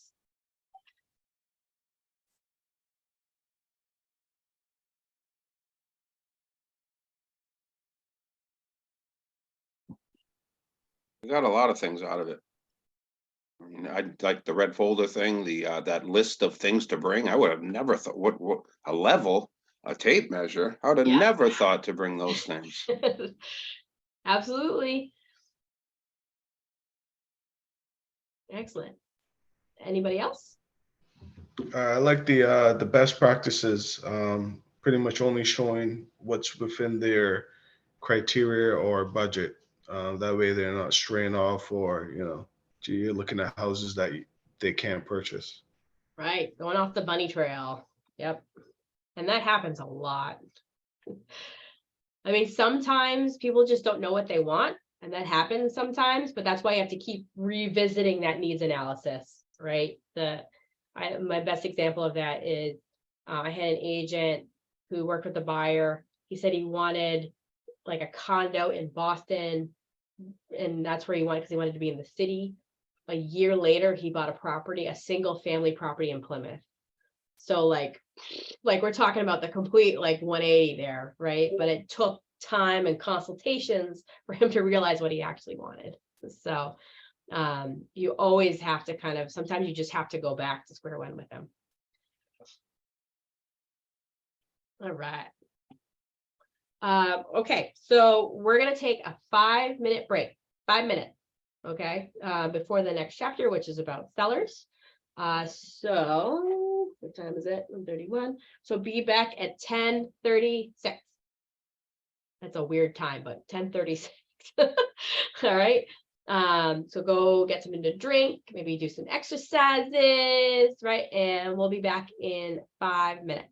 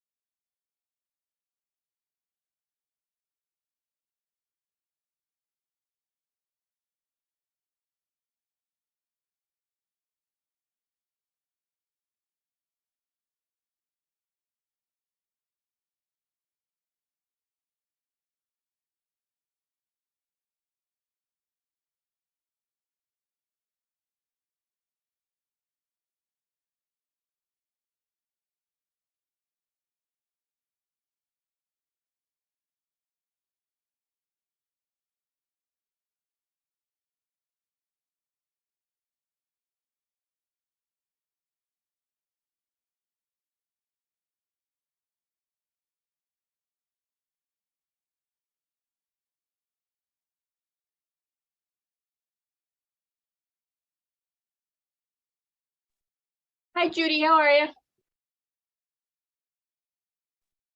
I'm good, thank you. How are you? Good. Good.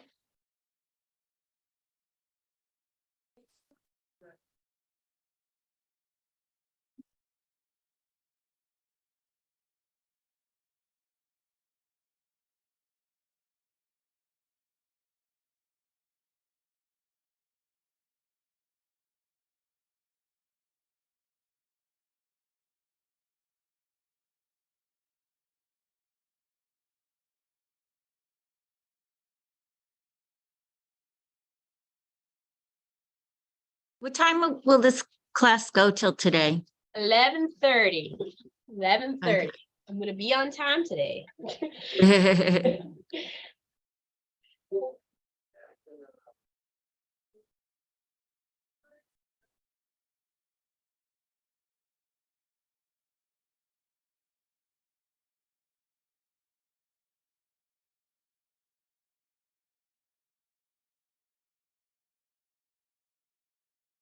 I had to replenish my all-important tea. Mm. My tea is very important to me. How I keep energized.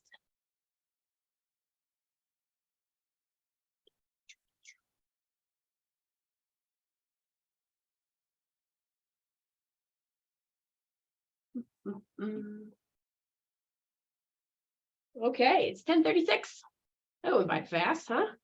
All right, so let me get back to sharing my screen. Okay. Sellers.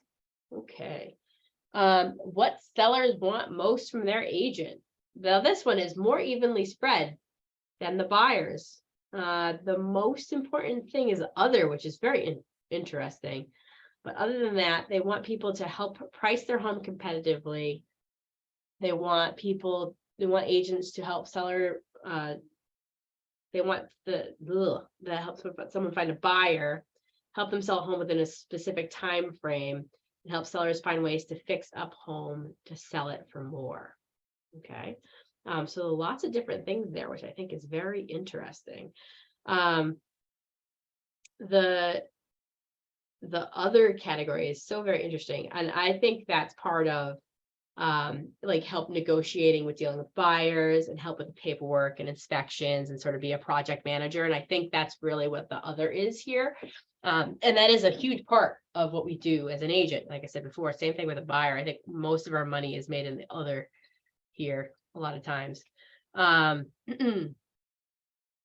right, so seller needs, right?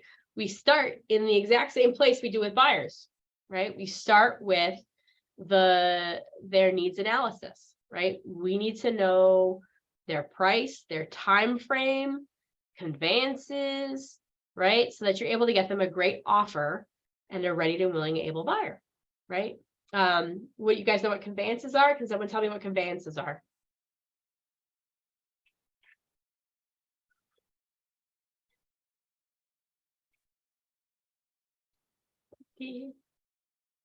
Are you all still away? I know it was quick, bathroom break, but No one's here? Is anyone here? This may not be the right answer, but is it a form of payment? no, not really. It's the stuff that's sort of the others, like the stuff in the house, right? So what kind of conveyances? What are we taking? So Yeah. so to make sure that that goes the right way. I mean, it is kind of a form of payment in a way. So, so you're not wrong. Okay.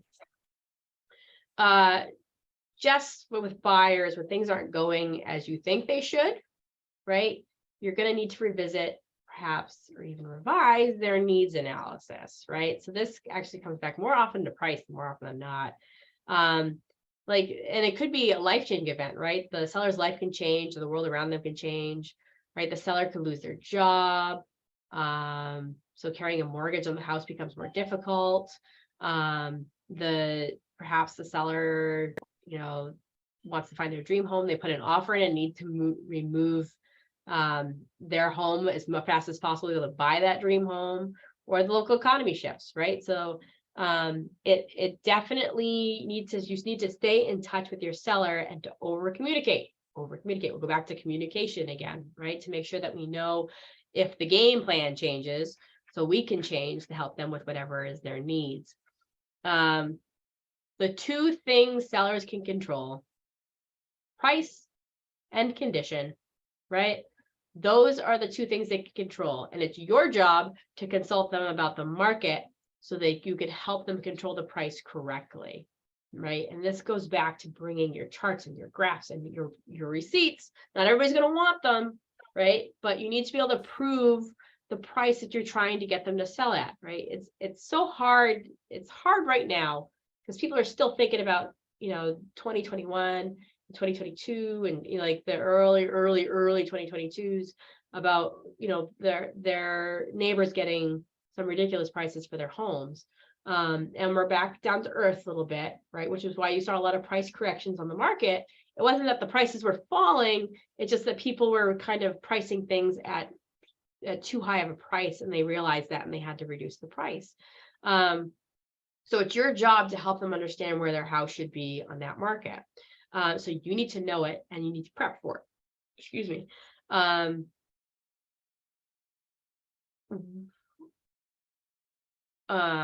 But the other thing we can do is condition. So what kind of things can we do to prep the condition of the home?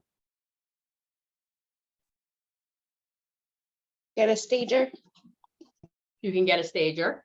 Yep. Not all homes are going to require like the services of a stager.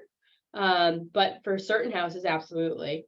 What other things can we help them with in terms of what part of staging could we do that maybe they don't pay a stager, but what kind of staging should we do in the house?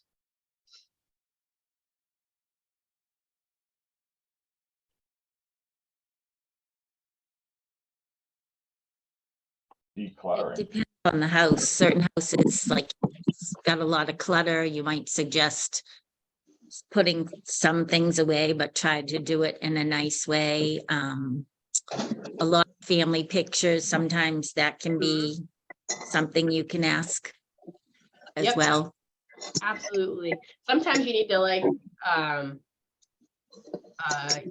say like, let's get some of the big furniture out of the house, right? To open up the space a little bit. Maybe they need to go get a pod or something to help with that. Sometimes you need to maybe tone down the colors of maybe wall paint or something like that to help with that. You're right about the absolutely like family pictures. It's tough for a buyer to envision themselves if they Right. see little Timmy and Tommy all the time on pictures all over the walls, right? Those kinds of things can really hurt the chance of somebody envisioning their own stuff in there. The other things that you might need to work with, maybe odors from pets, smoking, all those kinds of odors. The other things that might be, and that kind of calls into the sensitive seller conversations, right? Having those kind of like, hey, there's kind of a pet smell here. We need to take care of that before we start showing the home, or maybe we need to get a cleaner in, right? Those are sensitive conversations, but conversations that absolutely need to happen, right? Right. And some sellers are a little tougher to work with than others. Some are like, yes, let's do it, right? And some are just, well, why wouldn't the new buyer love all of this paint that I did in this like wallpaper, this beautiful, gorgeous floral wallpaper that's all over my kitchen, right? And that may require some talking around. It really can. And you say like, hey, it's not about like, this what is your home, and I understand that you made it just like you do, but the buyer has to envision themselves, and they may have different wants and different needs than you do, and that's all it is, right? And just kind of walk them through that process. So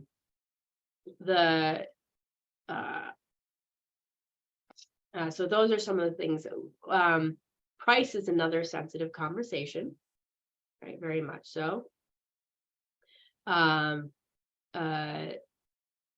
They usually say like, well, that's too low. It's not going to leave me enough to buy a new home. It's not going to cover my fees. I wanted more, right? And those are kind of difficult conversations to have with the seller. But you have to show them what the market is going to bear out for the price homes. It may not be what they wanted, but it might be what ends up happening. And I kind of talked about before, if somebody really if sometimes you cannot win with the pricing argument, but kind of set the expectation ahead of time that if you don't get any offers within the first week, that you sort of, let's talk, we're going to have a conversation about lowering the price.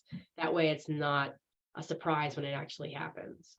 Because a lot of listings go expired because the price is wrong, right? There's a difference between being on the market and in it. And like having that conversation is a very good conversation to have with the client regarding price.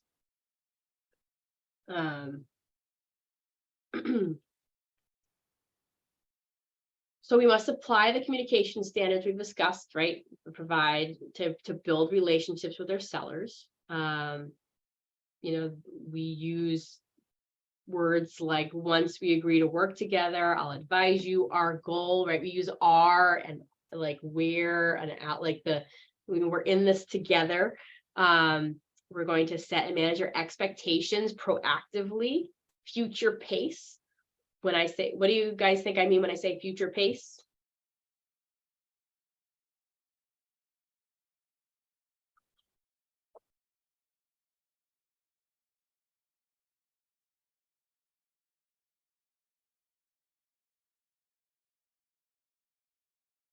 Anybody have an idea?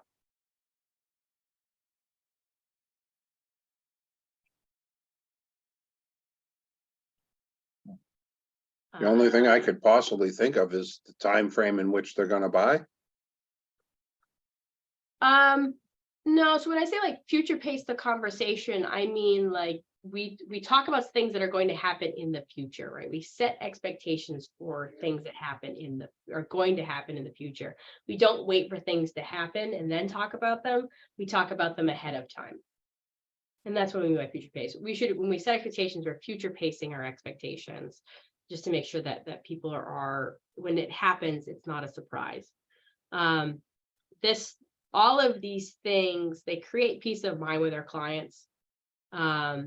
They enhance your credibility, right? Because if you tell them it's going to happen and it's going to happen, right? That's your credibility goes up, right? If we didn't talk about it and something bad happens, well, now your credibility goes down because now we didn't talk about the things that could have gone wrong or some of the other things, right? Future pace the conversation.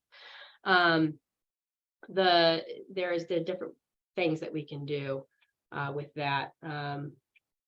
So we want to make sure we're doing those things. Okay. Could be a uncomfortable conversation with your seller. If a client violates a fair housing law, has that happened to any of you before? George, Tiffany, has that happened with a client or someone you know? I have a coaching client in Massachusetts right now that has a rental. Mm-hmm. And the landlord has used many fair housing statements. And my advice to the coaching client was to fire the landlord. Yep. No deal is worth your integrity. Boy. Yes, that has happened in our office as well, where we've had a seller refuse to show homes to a certain background of people. And we were like, get out, you're done, get out, just get out of that situation. It's not going to end well. And even if you were managed to like change their mind, it's just not going to end well. So it does happen. And the best you can do is to remind your clients of their obligation on the Fair Housing Act. And you need to fully document everything, but all the conversations you have regarding it. If just back away as fast as you can. National Association of Realtors has a great document on their NAR website that you can download and share with your clients. In Maine, it's a requirement for our market center that they sign off saying that they have received it.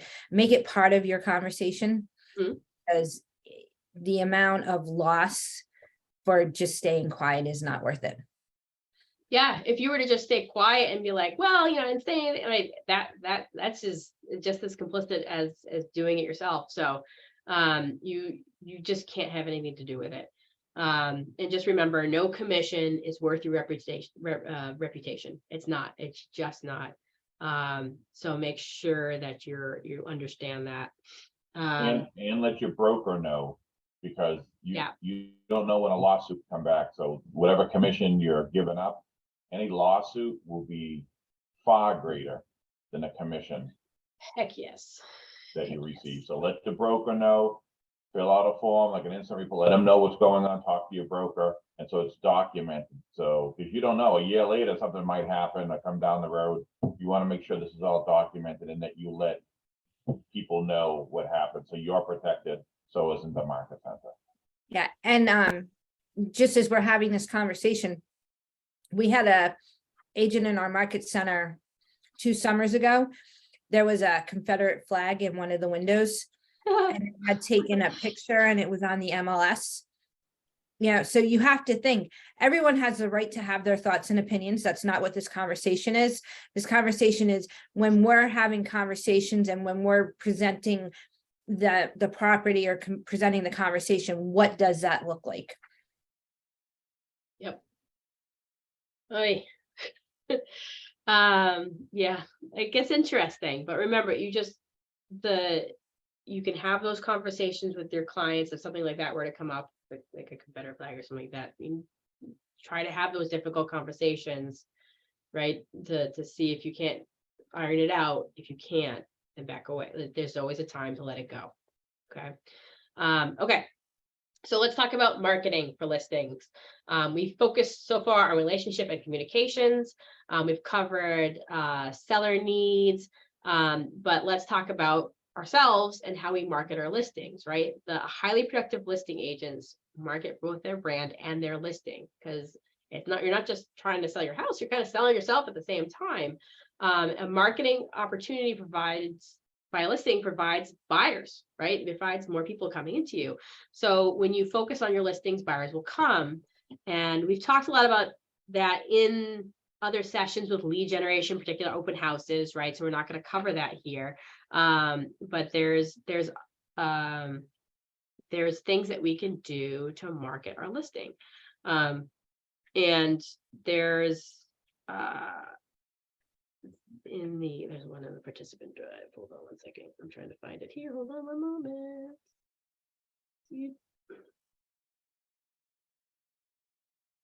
Pulling it up real quick. Super. Okay. Just switch. Nope. Okay, fine. This is where it gets fun. Okay. Want to share this part here? Okay, share. All right. So the 14-step marketing plan that you have in your guide here, right? And it's pretty simple. It's price your home competitively.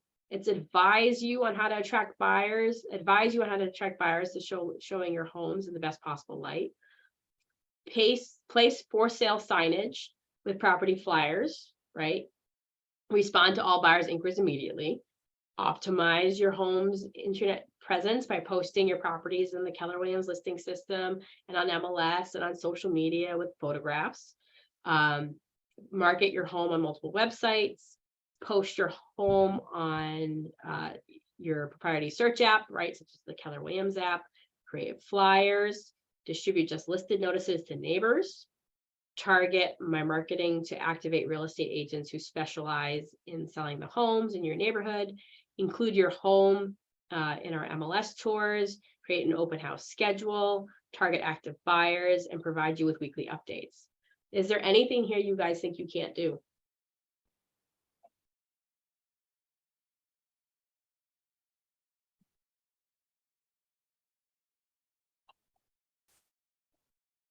Does that all seem reasonable for our 14-step marketing plan?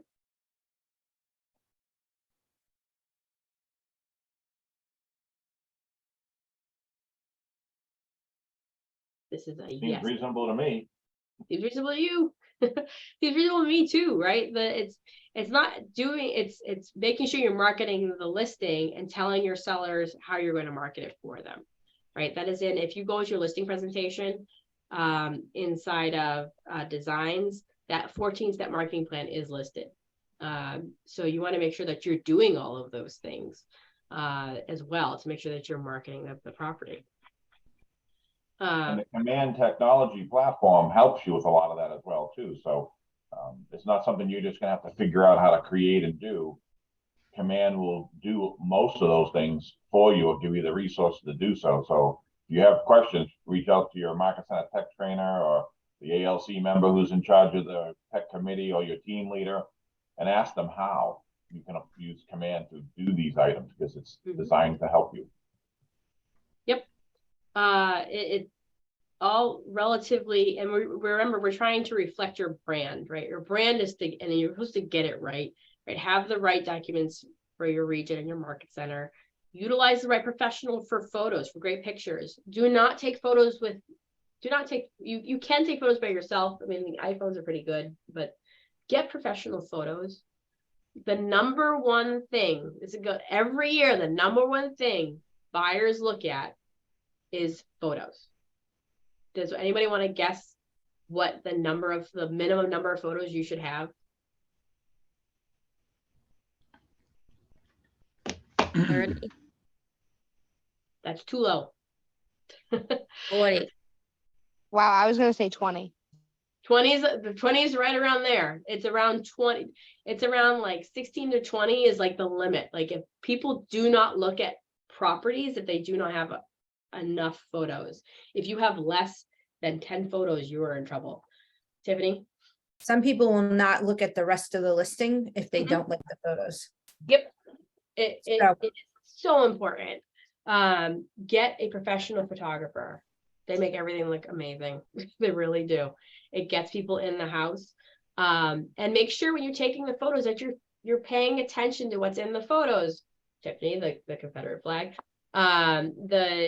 Make sure that the house is clean before you take photos, right? And it's put together. That there's enough light and natural light to really show off the homes. People look at the photos is what brings people to the listing. Make sure that the toilet seat is down. My biggest pet peeve. Make sure if there's dishes, you put them in the dishwasher or the sink. Make sure your sellers are not sitting on the couch.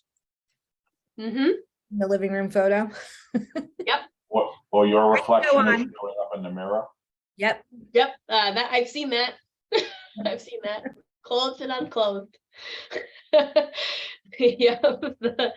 I saw one recently. Somebody was showing what not to do, and they literally had a garbage underneath the kitchen table, like a garbage that you throw your garbage in, was under the table in the picture. Yep. Right. And that's simple stuff, but it really makes a difference. Like if you're taking a picture of the outside, make sure it's picking, make sure you're not picking it with the garbage cans outside the listing, right? Make sure you are taking smart pictures. And just so everyone knows, MLS allows you to upload 42 photos in the MLS. It used to be 30 was a max, and they've upgraded. So now you can the Massachusetts MLS, it's 42 photos. There's a reason why they increased that number. So. And when you're looking at photos, this is where that safety comes back into play. Yep. What should not be in those photos, like family pictures of your children, right? Take them off the walls. If there's expensive things, a lot of people that don't have great intentions are scanning the online websites to see, well, what house can I case? What house can I rob? So be strategic, make sure, and see, that's what sets you apart as the better agent. Because before we're having this conversation, how many of you thought about having that conversation? And how many other agents out there think about having that conversation? So just by being on this call and having this conversation, it could set you apart if someone's more concerned about safety and you brought it up and the 3 other agents they met with did not. Yep, absolutely. Make sure there's no like guns, like if they have like a hunter, they don't have a gun safe or like any of the weapons visible, those kinds of things. Like you got to be careful what you take a picture of too. So it works both ways. Take lots of pictures, but be careful what you take pictures of. So Yes, very, very important. All right, okay. All right, so we do have in MLS, when you're creating, not MLS, in our designs, when you're creating designs for flyers that you're going to create flyers or social media posts, you can pull your MLS listing directly into the design so that you can quickly create flyers. In fact, with what they have available, it takes about, if you have done it before, it takes me less than 5 minutes to make a flyer these days, which is amazing. George, can you show somebody really quick how to just show a flyer and show them how to replace the photo really quick?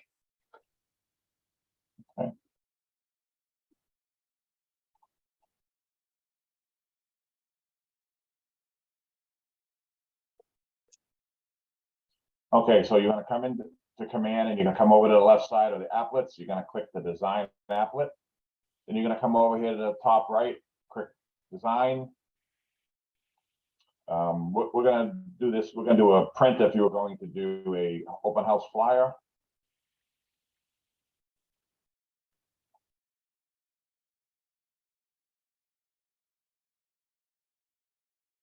All right, so then you come over here to the left-hand side to listings and open house. So you can see you have quite a choice of different styles of flyers. What I typically have done is I've chosen one style and I use the same style over and over again. That way you're just editing it and getting familiar with it. So you pick the one you want, open it up.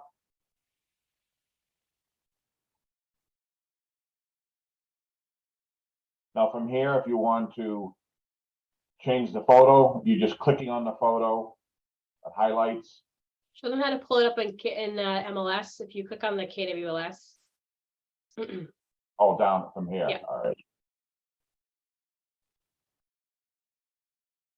And then you search for your listing. It is always easiest, by the way, to find your listing by the MLS number. Please use the MLS number. It's way easier. But for now, just search for something in your town, George, or any town. Just pick a listing, any listing.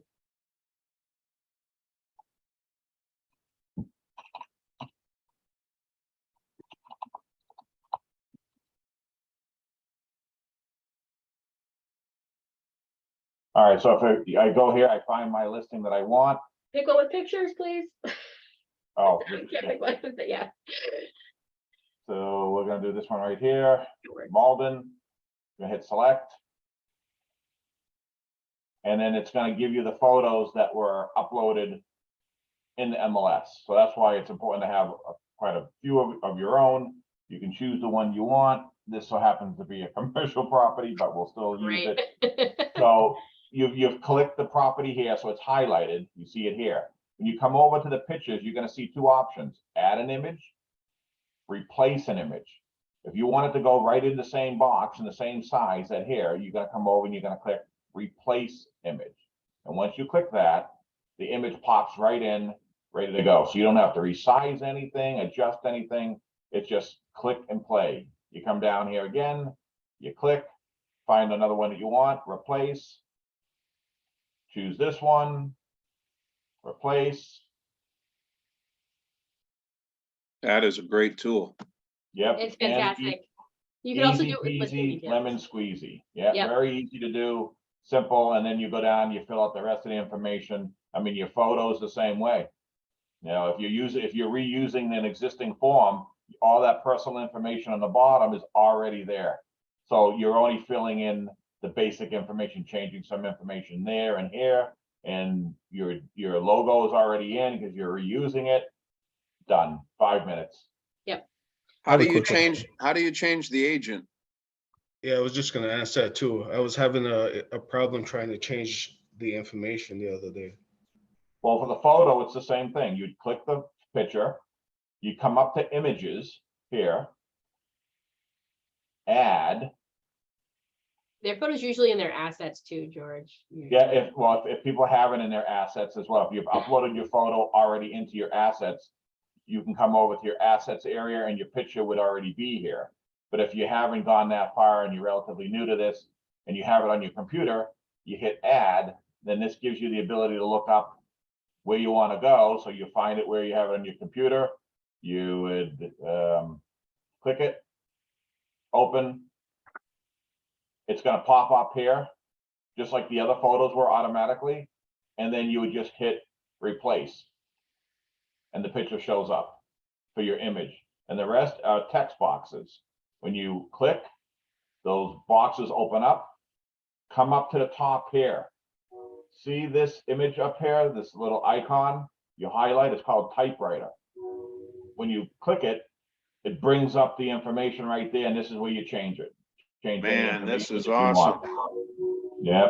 And then once you do this for the first time, most of the stuff you're not going to have to change again. Maybe some descriptions, bathrooms, and when it was built, and price, and the date. That's it. Everything else is just pictures, print, done, go. So can I use this if I'm not set up on Command? Or do I have to have an account first? Yeah, you have to use Designs. Designs is inside Command. Yes, you'd have to have a Command account. Or if you're working on a team and you're the marketing person, whatever, you would use that person's, your Rainmaker or your team's account, and you go into their designs to create them for themselves. But for you, you'd need your own Command account. Okay. All right. Thank you, George. You're welcome. All right. So not only are we doing our marketing, we need to make sure we have proper signage. And put the sign should be in the front yard usually. And it should be in a location that is visible. Don't put it behind a tree that you can't see it from one way or one direction, or behind a fence or anything. Try to put it in a location that you can see it from both angles. Sometimes it's not easy to do that, but work with what you got. But it should be visible and clearly displayed. What if the ground is frozen? That's fun. You hire a company to do it for you. Yes, exactly. If you're in Massachusetts, around my area, use Trackwell to do it for you. Yeah. But yeah, and there's different, most companies you can even get them to, like, they'll put the post out for you. You need a post. There are some people who buy posts and they do it themselves. But yes, the winter is probably the hardest time to get something out there. All right. Any ahas for sellers?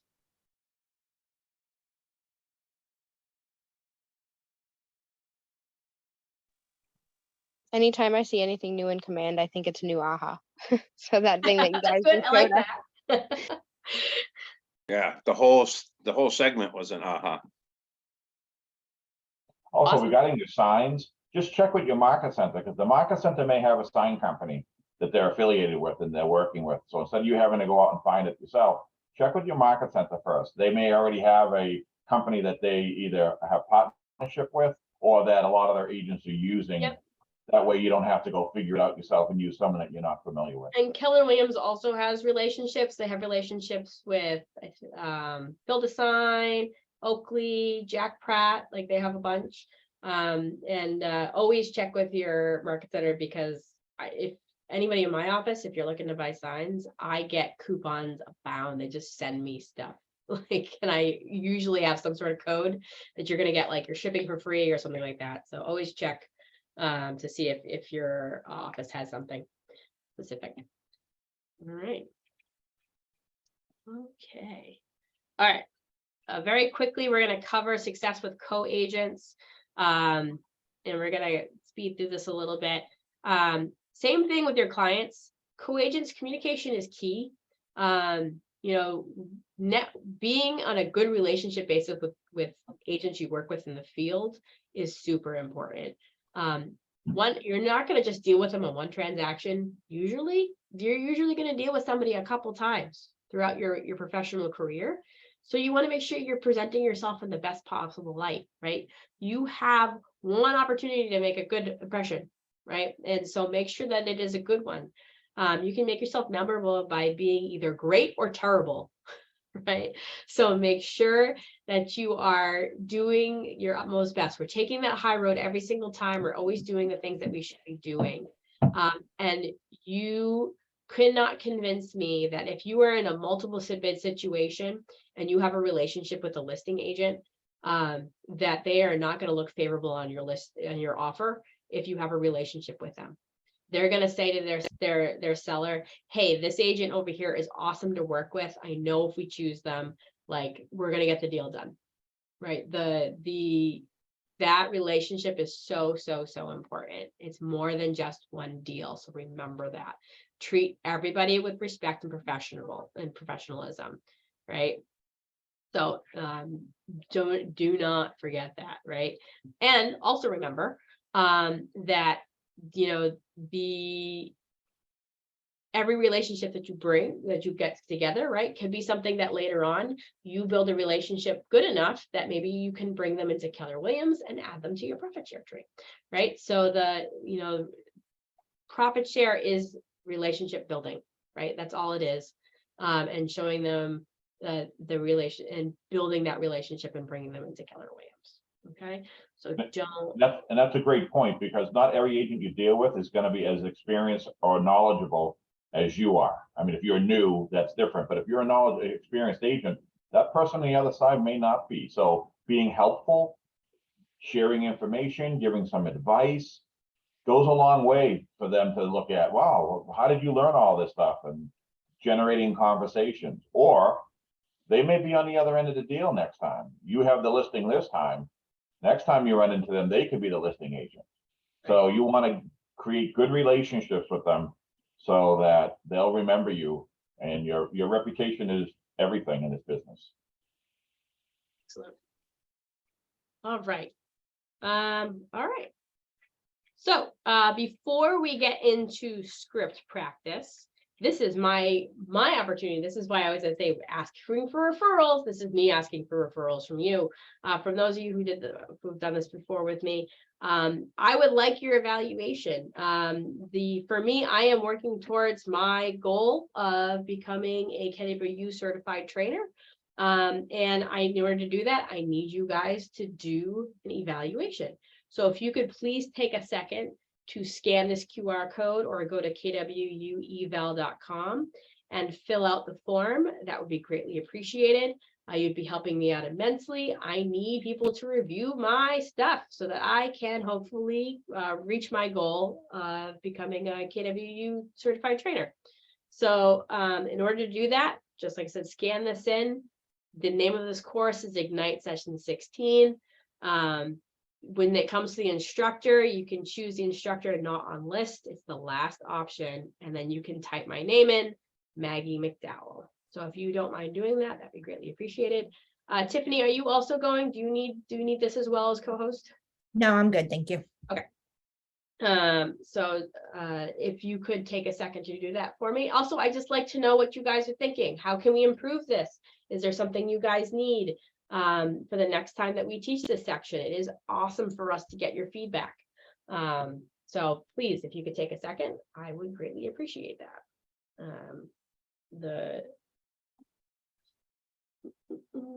So are you trying to leave being an agent and strictly work out of offices and training and teaching? Is that what you're saying? So I am currently not an agent in the field. I only work with friends and family.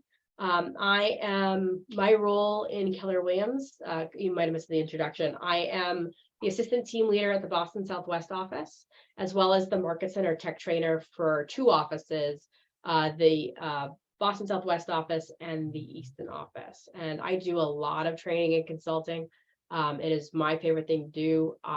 This is my calling. I love helping agents be successful and teaching them and helping them grow and build successful businesses. So this fits right in. It dovetails nicely with what I want to do. So don't worry, Jason, I'm not going anywhere. Jason and Massimo, my agents here. No, it's just something that helps me teach more around the country, and that'd be great. So this is something that I'm working towards my goals. Big Chris and Brian.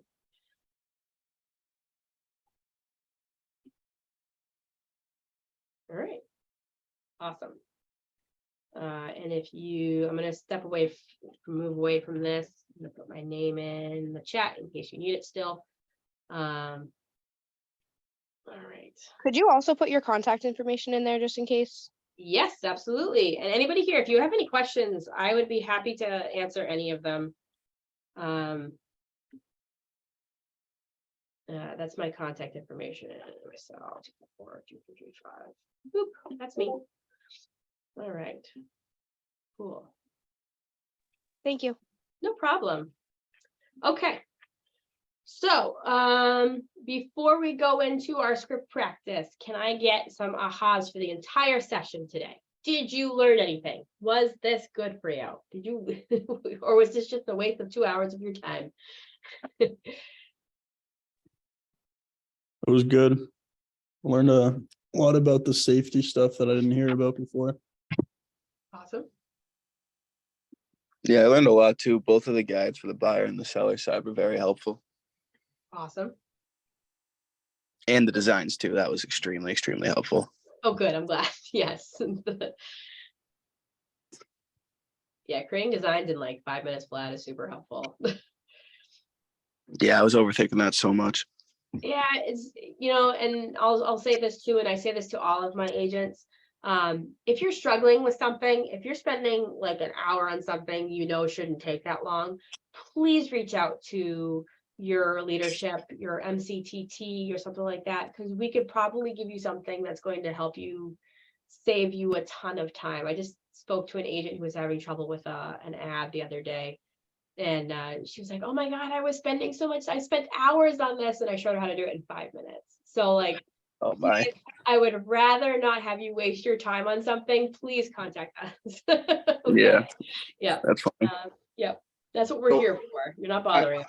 I opened up that thing and it's asking me for the name of the agent and I don't see your name on this list. So you have to go all the way to the bottom of the list. It says instructor not on list. And then you type my name in. Okay, I found it. Yep. Yep. My goal is to be on that list. And your name is Maggie, right? Yes, Maggie McDowell. And thank you very much for doing that. It does go a long way. Thank you. All right. Okay. So we have just enough time here to practice a script. So let me pull this up. I'm gonna go to the C30 script.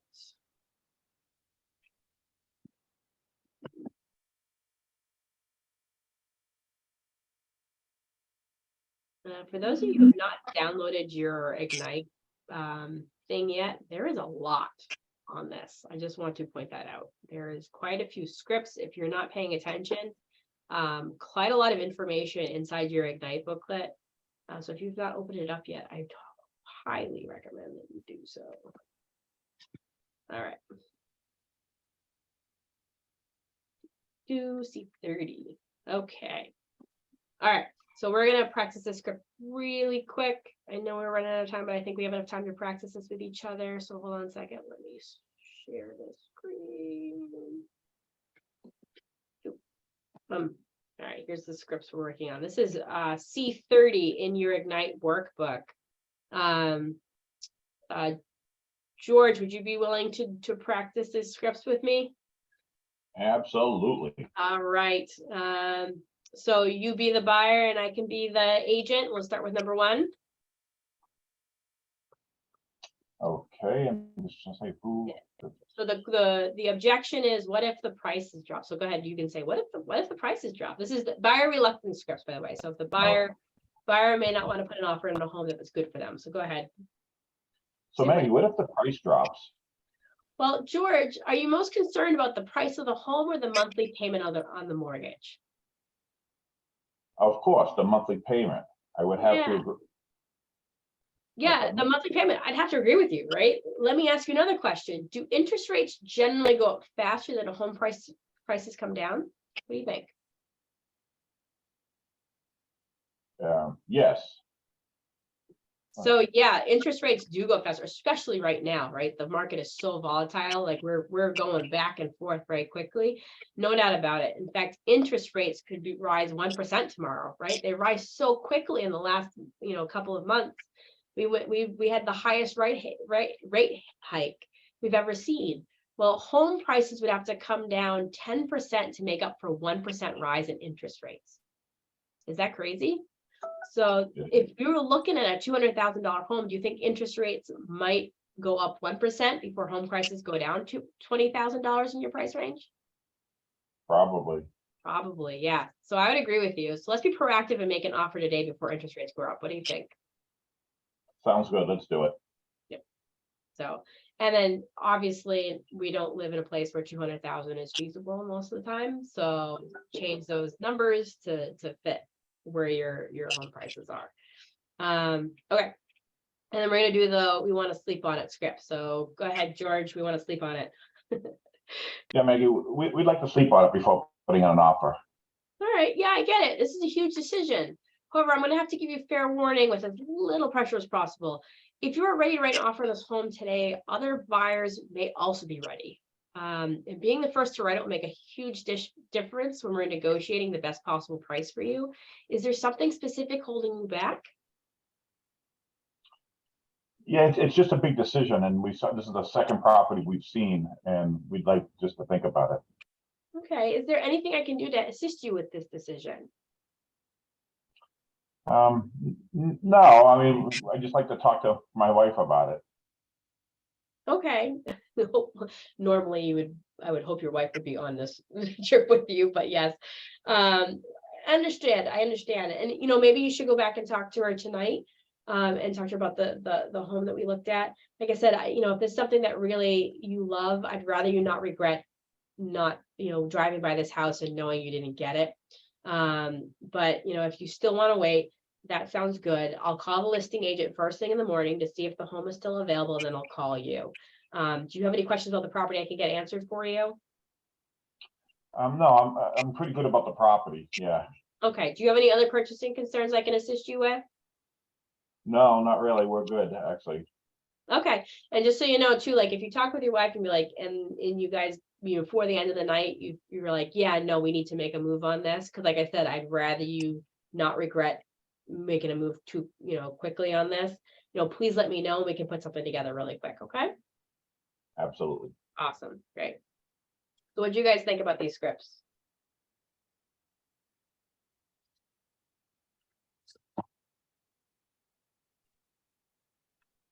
First one's a little more cut and dry, and that second one I can see how it can go many different ways. Yeah, you can go many different ways. Just be prepared. You can just be prepared with those objection handling. It's just trying to make them see that, hey, time's of the essence on that second one. Okay, so we have just a few minutes, but I am going to break you up for those few minutes for those who would like to practice the scripts. So hold on one second. I've been out of the office. Excuse me. I've been out of the office since Christmas. I do not have any of this paperwork. I don't have any, not from this entire series. All right, so there's actually just one handout. Let me upload it for you guys. I think it's this one. Yes, it's this one. It's ginormous. Let's see how quickly it loads. All right. All right, so Brian, I just uploaded it so you can download it from the chat. So you can have it. So even if you don't want to print it, you can at least have it in front of you. Okay. Hopefully that's helpful. All right. Okay, so I'm going to break you guys up really quick.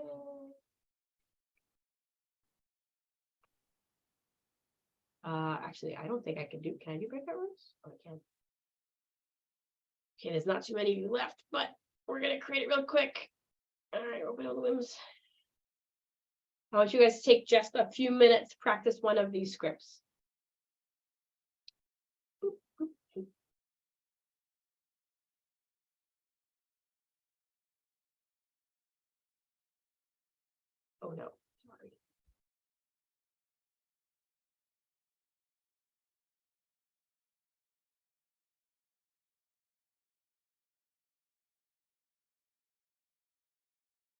Okay. Excellent. All right, everybody has a partner. That wasn't that hard this time.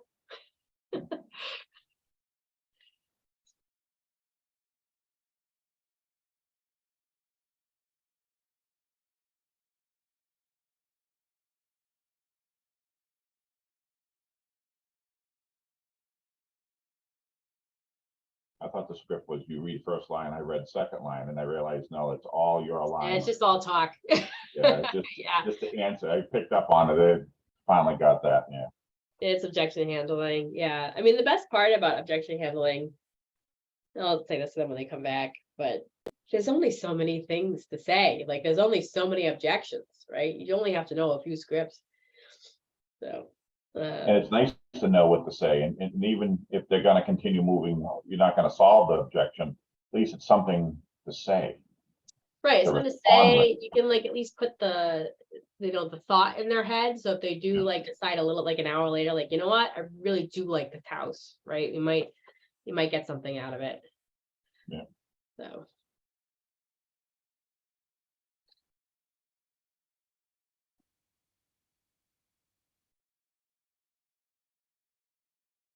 Dude, I have to keep looking at my my phone. My computer clock is like 4 minutes ahead. How is that? I have no idea. It drives me insane. I'm early to everything, but it drives me nuts. So I'm like, you know, trying to like balance. I'm like, okay, I've got like a couple minutes with them still, because even though it says 11:30 on my clock now, there's still a few more minutes left. So And It's it just can't past change you. it. You can't go in and edit the time on your computer, like update it I don't know manually. why. I think there's a way to fix it. I just don't know why it's happening. So Your computer has a shorter doomsday time. yeah. Yeah. Right, I'm gonna go hop into the TL huddle. It was fun. Thank you for having me. Oh, thank you. As always.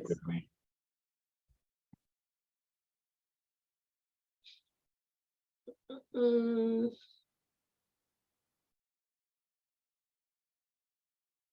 Bring them back in like a minute or two.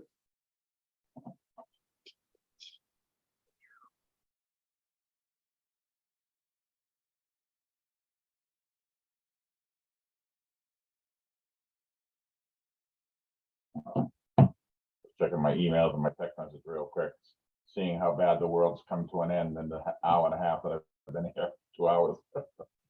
I know it is a long time in the grand scheme of things. All right. All right, I'm gonna give them the 1 minute warning. They're gonna come up.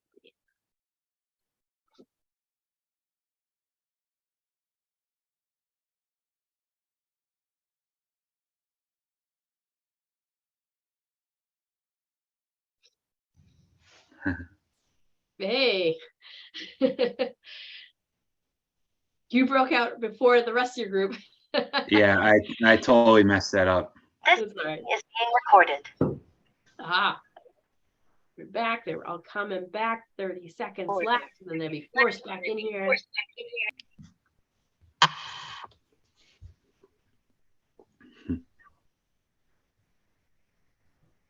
And Come back to us. Come back to us. they got 10 seconds to finish the conversation that they're having. That's always the worst when you're Zoom breakout and then you're like in the middle of a sentence and then it. All right. I'll come back now. So our room had a little bit of difficulty. There was a girl, Alexis, on there that Eric could hear and I couldn't hear. So we never even did the script. Oh no. Well, I recommend practicing these scripts. This is part of that script practice we talked about. For the ones who could practice, how do you guys feel about it?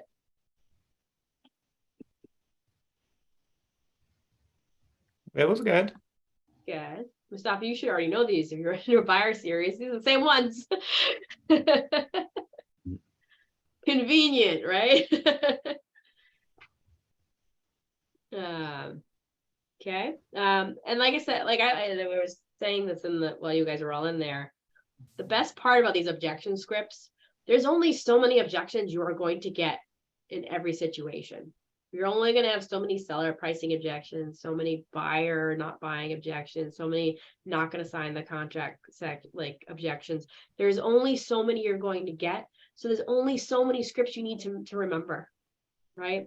So it's really not that difficult. You just have to remember a few scripts and you can get yourself in pretty much most situations. So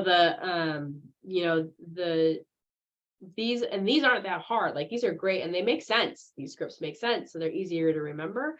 So just practice them so that they sound more, that you kind of internalize them. Just practice. They'll help you out. All right. All right. Anything else before I let you fine folks go?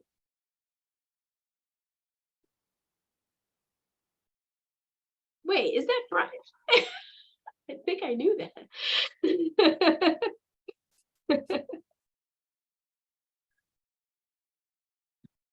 All right, that's about it. So thank you so much. Thank you very much, George, for being my partner in crime today. My pleasure. All right. And if you guys have any questions, let me know. All right. All right. Thank Bye, you. everyone.